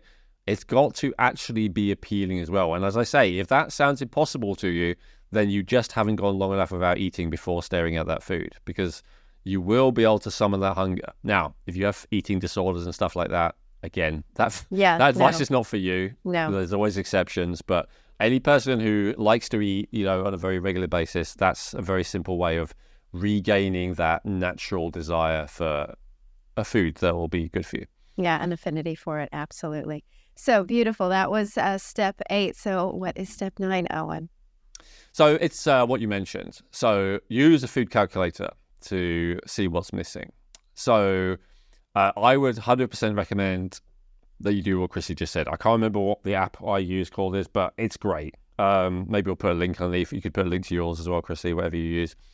My one, it like not only, you know, you can add individual foods, but you can also, if you do eat something that is out of a packet, you can scan the barcode and it will automatically already know all the nutritional info, which may be normal, but I did not know it did that until I recently tried all this. It's really cool. Done. Sorry, yeah, my one that I use is called MyFitnessPal. It lets you do that as well. It's really, really, really handy.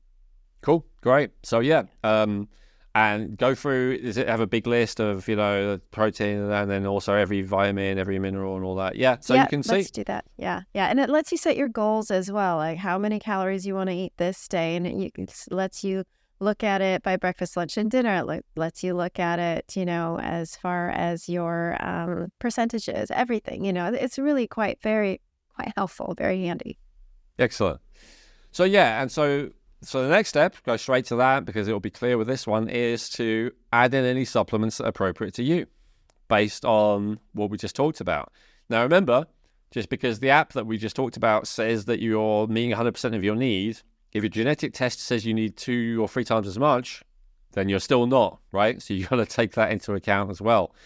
My recommendations for this would be, if you can handle it, to have the same food as often as you can handle it. Different people need different levels of variety, but even if you need quite a lot of variety, you could do like find 7 sets of food, for instance, and have one each day of the week, something like that. Why do you recommend that, Alan? Because everything I said is so complicated in reality that if you don't do that, there's no way you're going to do it. There's no way you can start from first principles, everything I said, when choosing every meal. You can't really even do it every week when choosing this week's meals. You really got to work it out once and then decide this meets it, and that's what I'm going to have for now until I can bear the process of starting from scratch and working it all out again.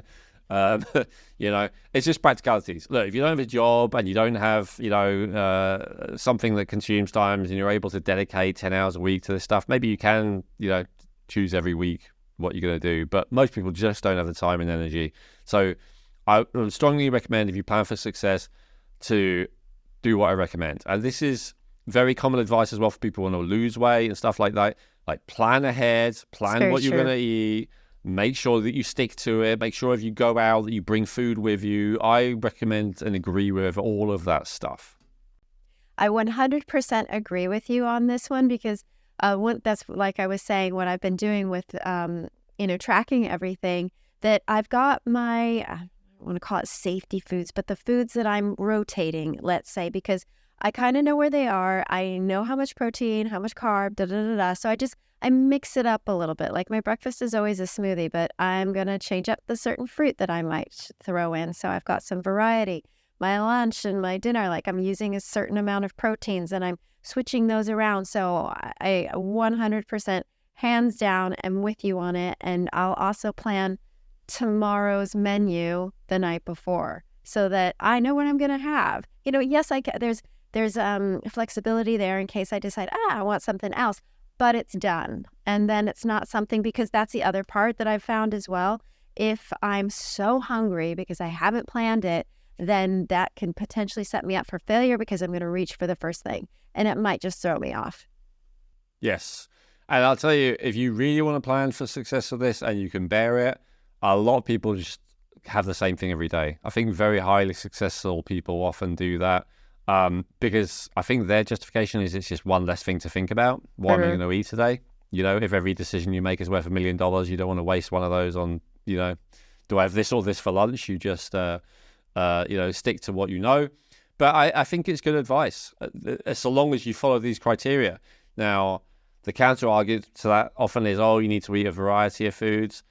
I'm not convinced about that. And even if it's technically true that rotating a variety, like you just said, Chrissy, would be better than eating the same thing every day. And I think that is true, what you just said.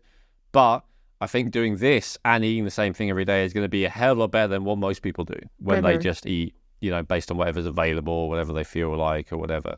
So it's very beneficial to, I pretty much have the same thing every day. It's easy. Shopping's easy. I just make sure I don't run out of these staples I always have.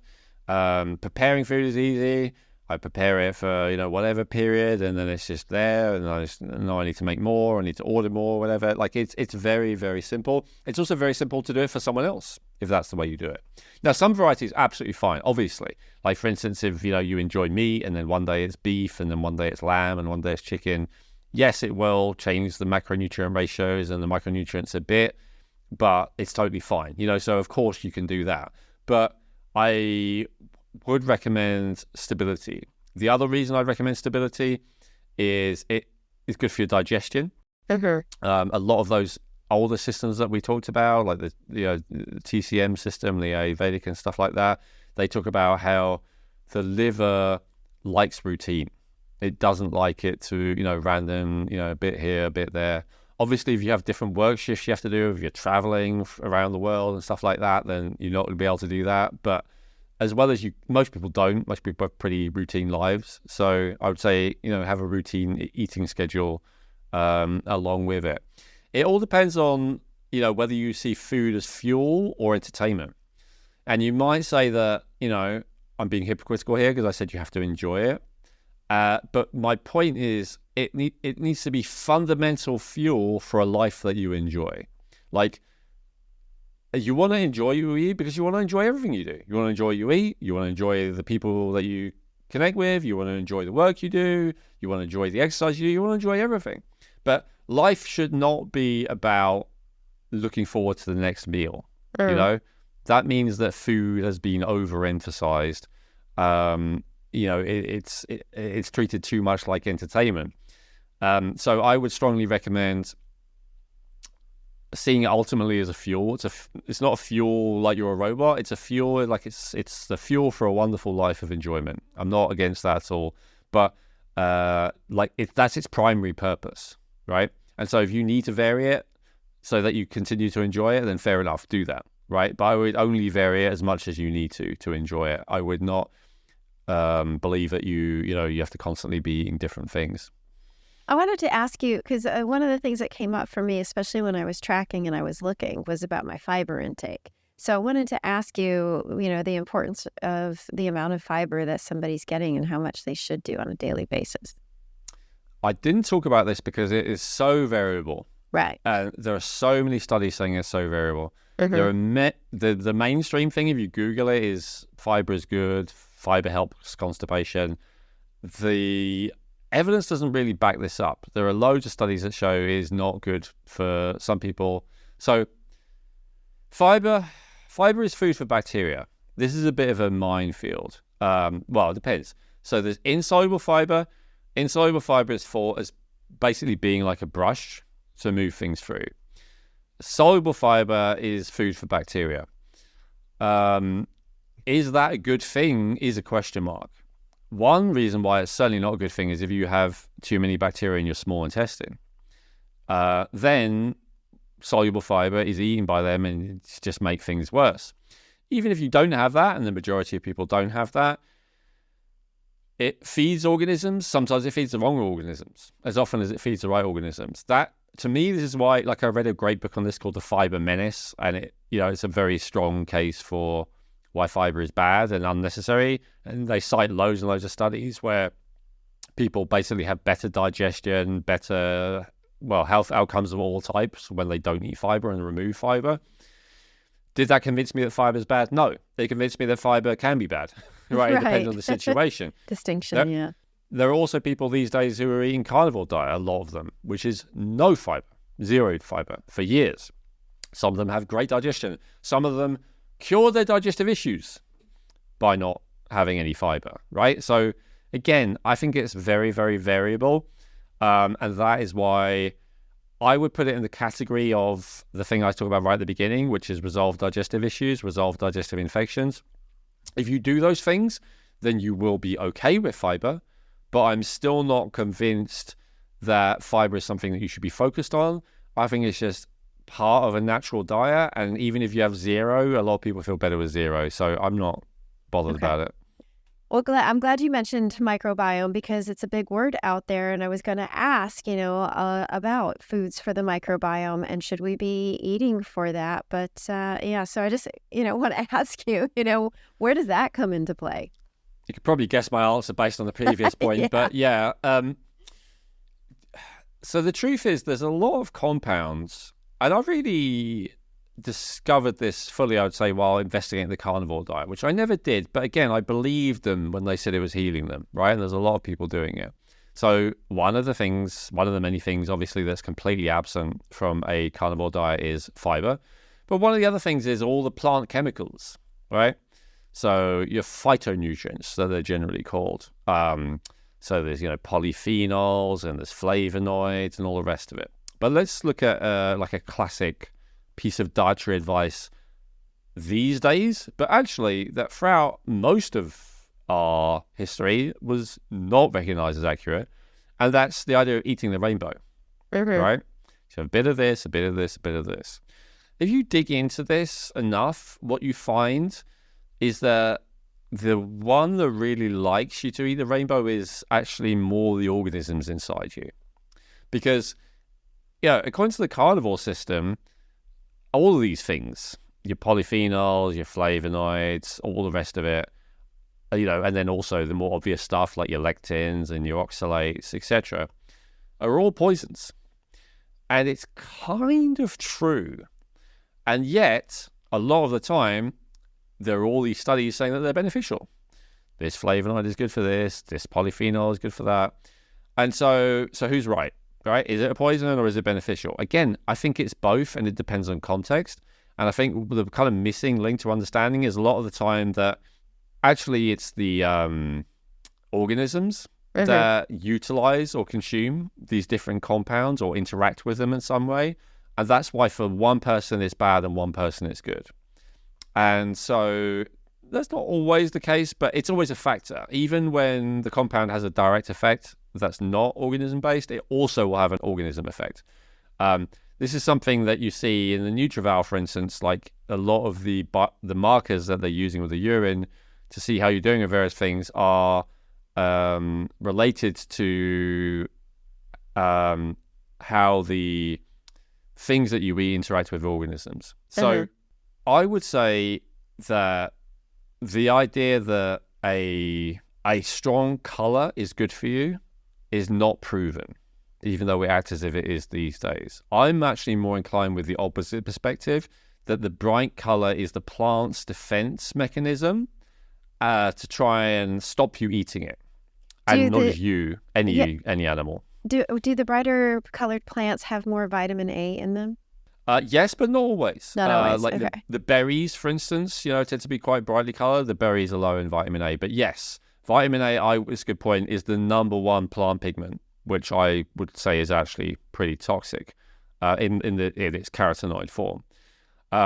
But again, loads of these plant pigments have loads of studies saying they're beneficial. So how do we square that? So I think what it is this distinction between medicine and food.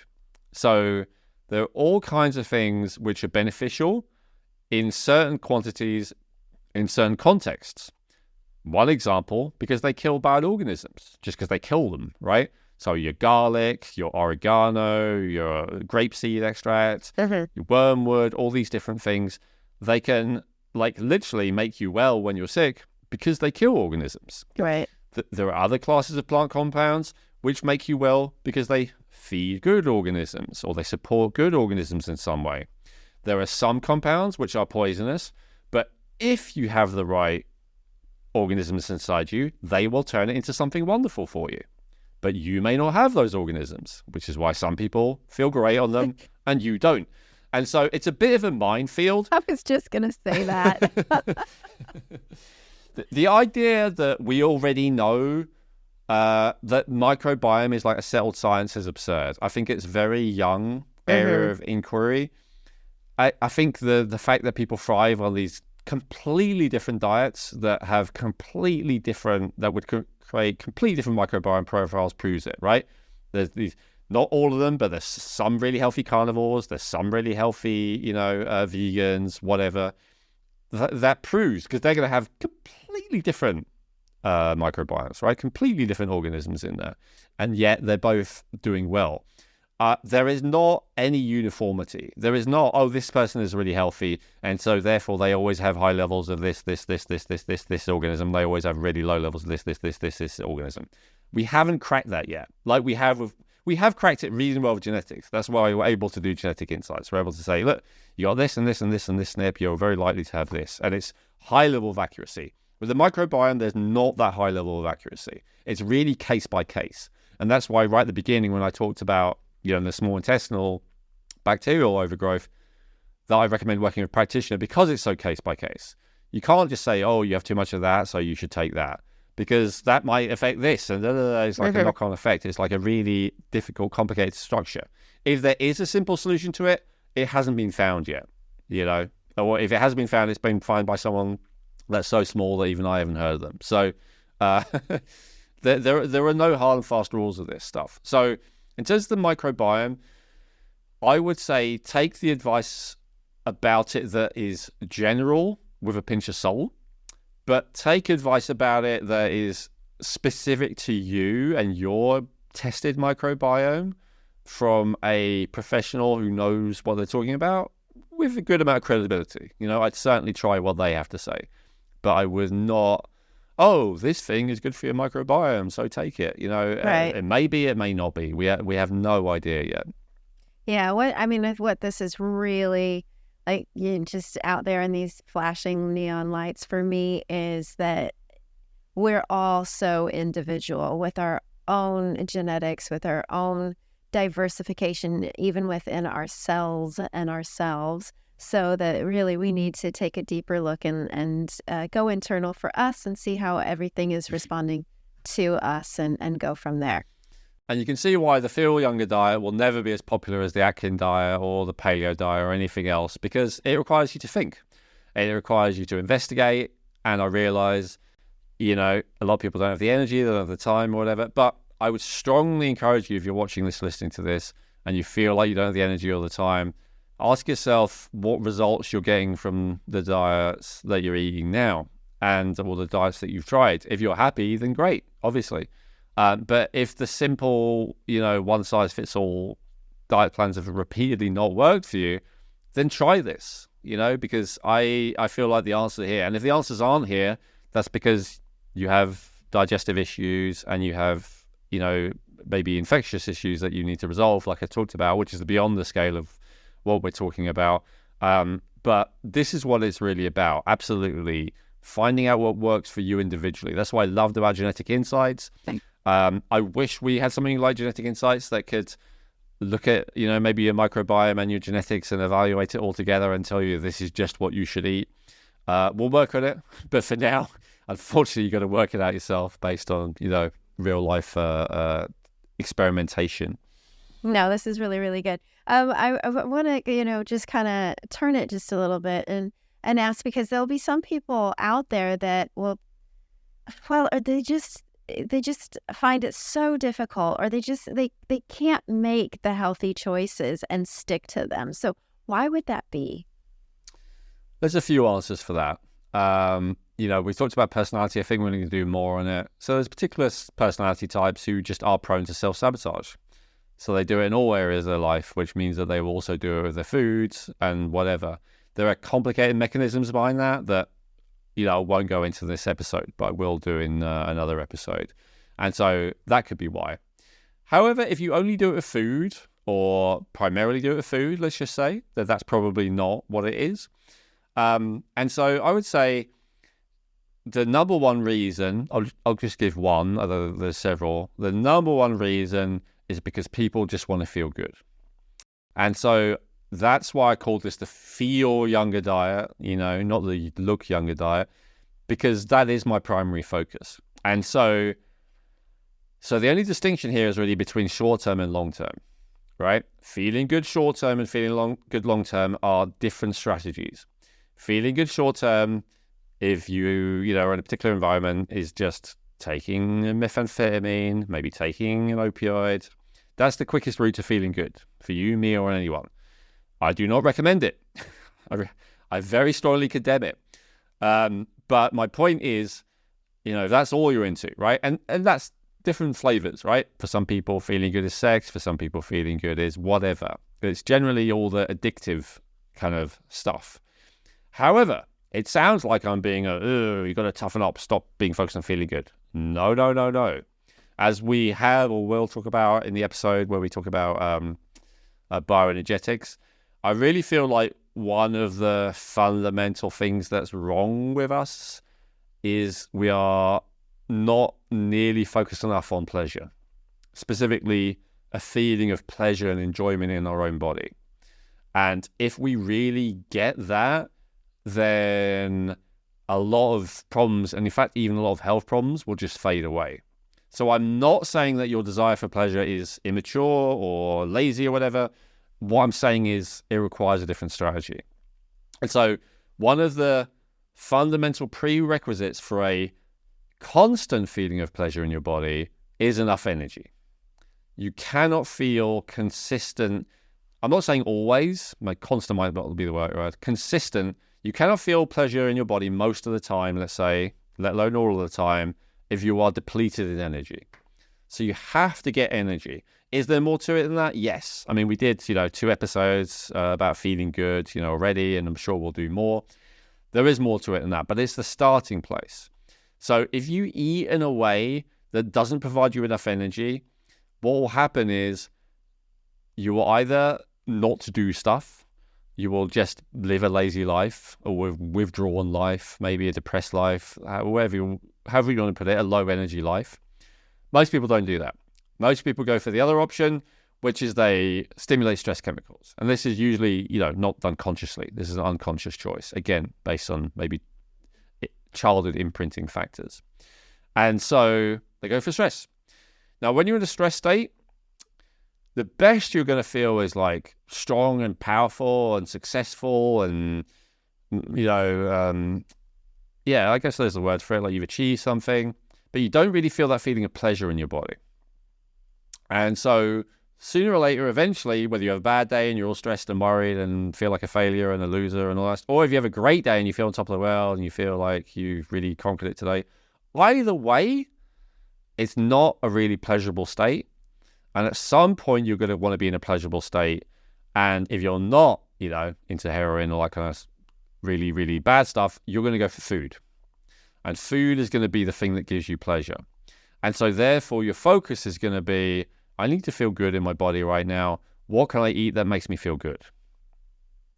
And that is what most people go to food with. They're busy, they're stressed, they're winning or they're losing, they're up or they're down. But in either case, even if they're up, they're not feeling that relaxed pleasure in their body. And so they're going to eat to get that. And so with this, the Feel Younger diet, what I'm laying out for you as a plan to have enough energy so that you can feel, so that you have enough energy to at least do the other things that may need doing for you. Maybe that's all you need to be able to feel pleasure in your body. And let's say not always, because stuff still happens. You're still going to get upset. You're still going to get angry occasionally, all that stuff. But we want your default to be a state of pleasure in your body. And you need energy in order to achieve that. And you're not going to have enough energy if you're eating foods which are depleting you. But just like it's tempting to use, heroin or amphetamine to get an instant high, it is tempting to just eat something that you enjoy to get an instant kind of relaxing pleasure in your body. And so we need different strategies for feeling pleasure in our body. We'll talk about that more in a different episode. We talked about feeling good in general, but we're going to talk about this specific thing when we talk about more bioenergetic stuff. But there are many strategies that work for that. Fundamentally, if you eat in the way I recommend, your energy will start being high and you'll work it out, really. Whether it's listening to me or listening to someone else and doing what they say, you'll work it out. But as long as you're in an energy depleted state, you will be in a depressed and or stressed state to compensate, and you will not work it out.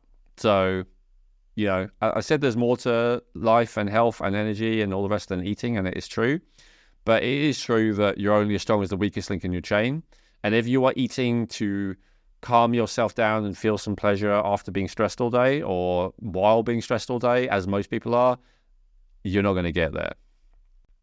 That makes absolute sense. So yeah, that's really, really good. Okay. So watch out for that episode on bioenergetics, everybody. So we'll be bringing that to you. So then, Elwyn, I wanted to ask, are there any good food habits that you can recommend to people so that they can stay on track and stick to this new way of life? Yeah, good question. I'll just go through these quickly. So number one, don't miss breakfast in the vast majority of cases, unless you are fasting. I've talked before about how I don't recommend it in most cases to miss breakfast, even if you want to lose weight, even if you want to intermittent fast. I would recommend skipping the last meal, because if you don't have breakfast, you will run out of fuel and you will spike those stress chemicals, which is bad for all the reasons we just talked about. Number two, otherwise, just eat when hungry. And we've talked about that. You can roughly make that happen at the time that suits you by varying your macronutrients, right? Number three, be calm before you eat. This is really, really important. So that's difficult a kind of cheat way of doing it that, Chrissy and I are currently experimenting with, that we learned from Dr. Michael Platt, who I interviewed on the podcast, is just to have progesterone a couple of minutes before a meal. Whether that's a good idea, even for men and all that stuff, you'll have to watch our separate episode on that. But that's one way of just cutting that stress chemical, your adrenaline and cortisol, right down immediately before eating. It also helps with insulin. There are other non-substance ways, though. And, you could try other things. You could do liposomal GABA. You could try, other stuff. But generally, everything else takes too long. And, the advantage of progesterone, it will work within a minute or two. So you can do it literally just as you're sitting down to eat. You can do it with other things like L-theanine or ashwagandha, all the rest. But the problem is they take too long. So you're probably not going to be able to coordinate that as easily.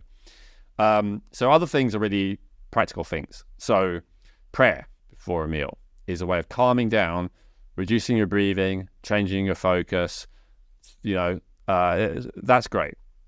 Gratitude, right? Sitting down, this is what I'm grateful for. Being grateful for the food itself, being grateful for those who prepared it, being grateful for those who made it happen in the first place, all that kind of stuff.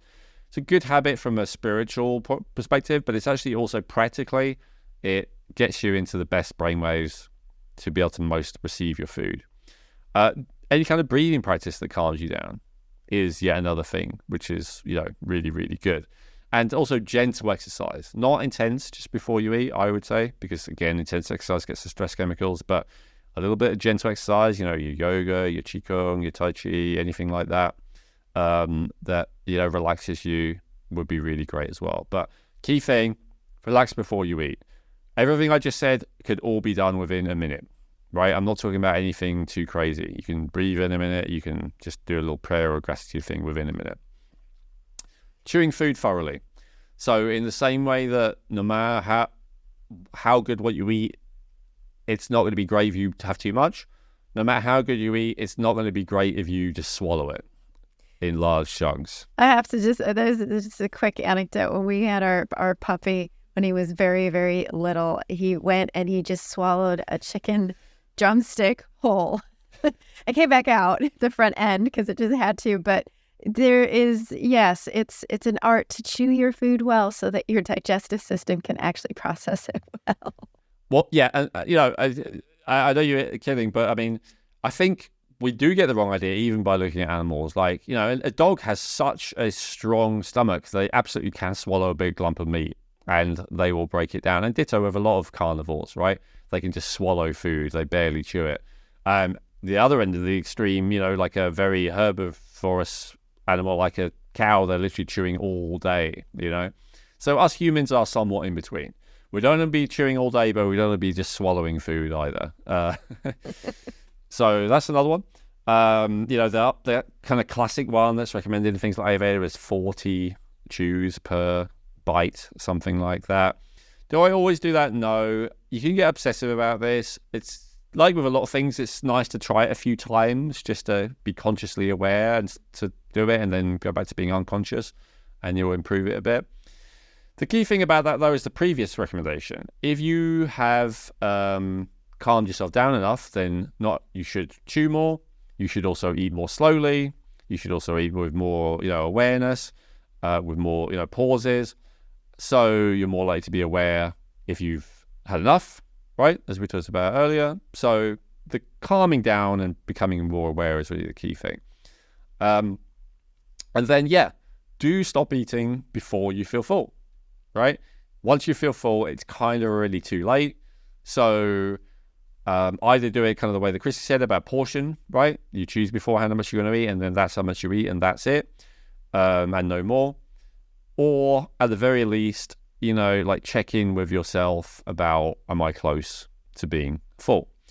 And then last one, don't drink liquids for really 2 to 3 hours after eating. This is because it dilutes the digestive juices in your stomach. Dilutes your stomach acid, also dilutes the saliva from your mouth, which is an important part of the digestive process as well. It's even once it hits your duodenum, it's going to mean that the bile is more diluted. It basically dilutes everything. It's not good, but the main issue is in the stomach.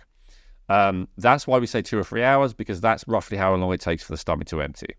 Once the stomach's empty, it's fine. You can have the water or whatever it is you're drinking. The one exception to that, if you have to drink, is highly acidic liquids. So, ironically, in a way, a Coca-Cola full of phosphoric acid, which is so strong it will melt a silver spoon in a few hours, is actually better than water. That's Wow. like the pH neutral. We're not necessarily recommending that either. So No, although a lot of repeat followers do. Look, I have not drunk Coca-Cola since I was a teenager. I'm not saying it for that reason, but I am saying that there is evidence that eating that high level of phosphoric acid can actually be beneficial for digestion. Some people use it to resolve nausea, for instance. It's kind of supplementing a lack of stomach acid, which is fairly common. Now, be careful with this one.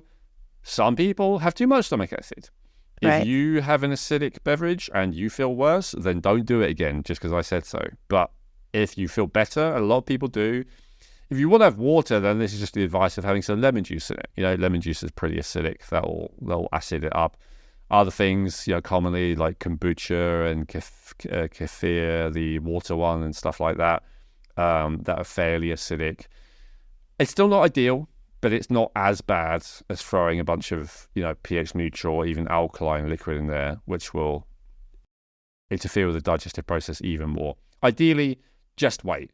My rule is, if I'm thirsty like less than 2.5 hours after finishing, then I didn't have enough liquid before I ate. And I need to remember to do that next time. There's a lot of kind of mockery these days about people walking around in water bowls and drinking water all day. I'm not totally on board with that because I believe that the more toxins we're exposed to, the more water we need to help flush them back out again. So I don't mock people for carrying a water bowl around. But I do think that there's a hint of truth to it that you don't need to be sipping water all day. You can go a couple of hours after eating without drinking anything. That won't kill you in most cases. Beautiful, Owen. This has been highly informative and educational, and it's I love how you break it down too, in the sense of, you know, really investigating for yourself, for everybody's self, because no two people are identical in that way. So what's right for me may not be right for you, and that's for me to really look into. Because I also love it that when, you know, the whole point of when we talked about doing this podcast was empowering people to be able to really take their health into their own hands and be able to find the solutions for themselves. So thank you for bringing this to us. Before we close, do you have any final thoughts for those that have joined us? Yeah, I really would recommend Genetic Insights for this. I think this is the first time I've said it at the end of the episode, but the Nutrients Needs bundle, I think it's by far our best value bundle. It's the same price as a lot of our other ones, and it has, I think, over 60 reports in there. I basically put in every nutrient, you know, all the different types of fat and carbohydrate and protein, all the different amino acids and every vitamin and every mineral, and a bunch of other stuff as well. I wanted to make it really comprehensive for this reason. Unless you have a particular fairly pressing health concern, this is normally the one that I do recommend people start with, because ultimately a lot of health issues maybe are not caused by, but one of the causes at least is one of these nutrients that you're not getting enough of them. So I strongly recommend it as a starting place. I know, as I said, getting testing for all these nutrients is really expensive and you have to keep doing it. So as much as I recommend it as better if you have plenty of money and time, most people aren't going to do it. So I really would strongly recommend the Nutrients Needs bundle, unless you want to go for the limitless and get everything. It's so helpful. And you can finally put to bed, you know, listening to this guru telling you this and listening to that one telling you that. Just find out what's right for you. Don't listen to people who give, you know, very generic advice. Thank you, Owen. Very, very good. So yeah, definitely we'll put the links below. So check those out, everyone. Thank you for joining us today. And as always, please leave your comments below. Tell us what you want to hear. Tell us your story and, you know, help us bring some more education and information your way. Please remember to hit the like and subscribe button and the bell icon so you don't miss an episode. And we'll see you next time. Hey, I hope you enjoyed that video. You may have noticed I recommended a few different videos in that episode. And one of the ones I recommend is just here, if you want to click there. Or another one I recommend is just below, if you want to click on that one and watch that next.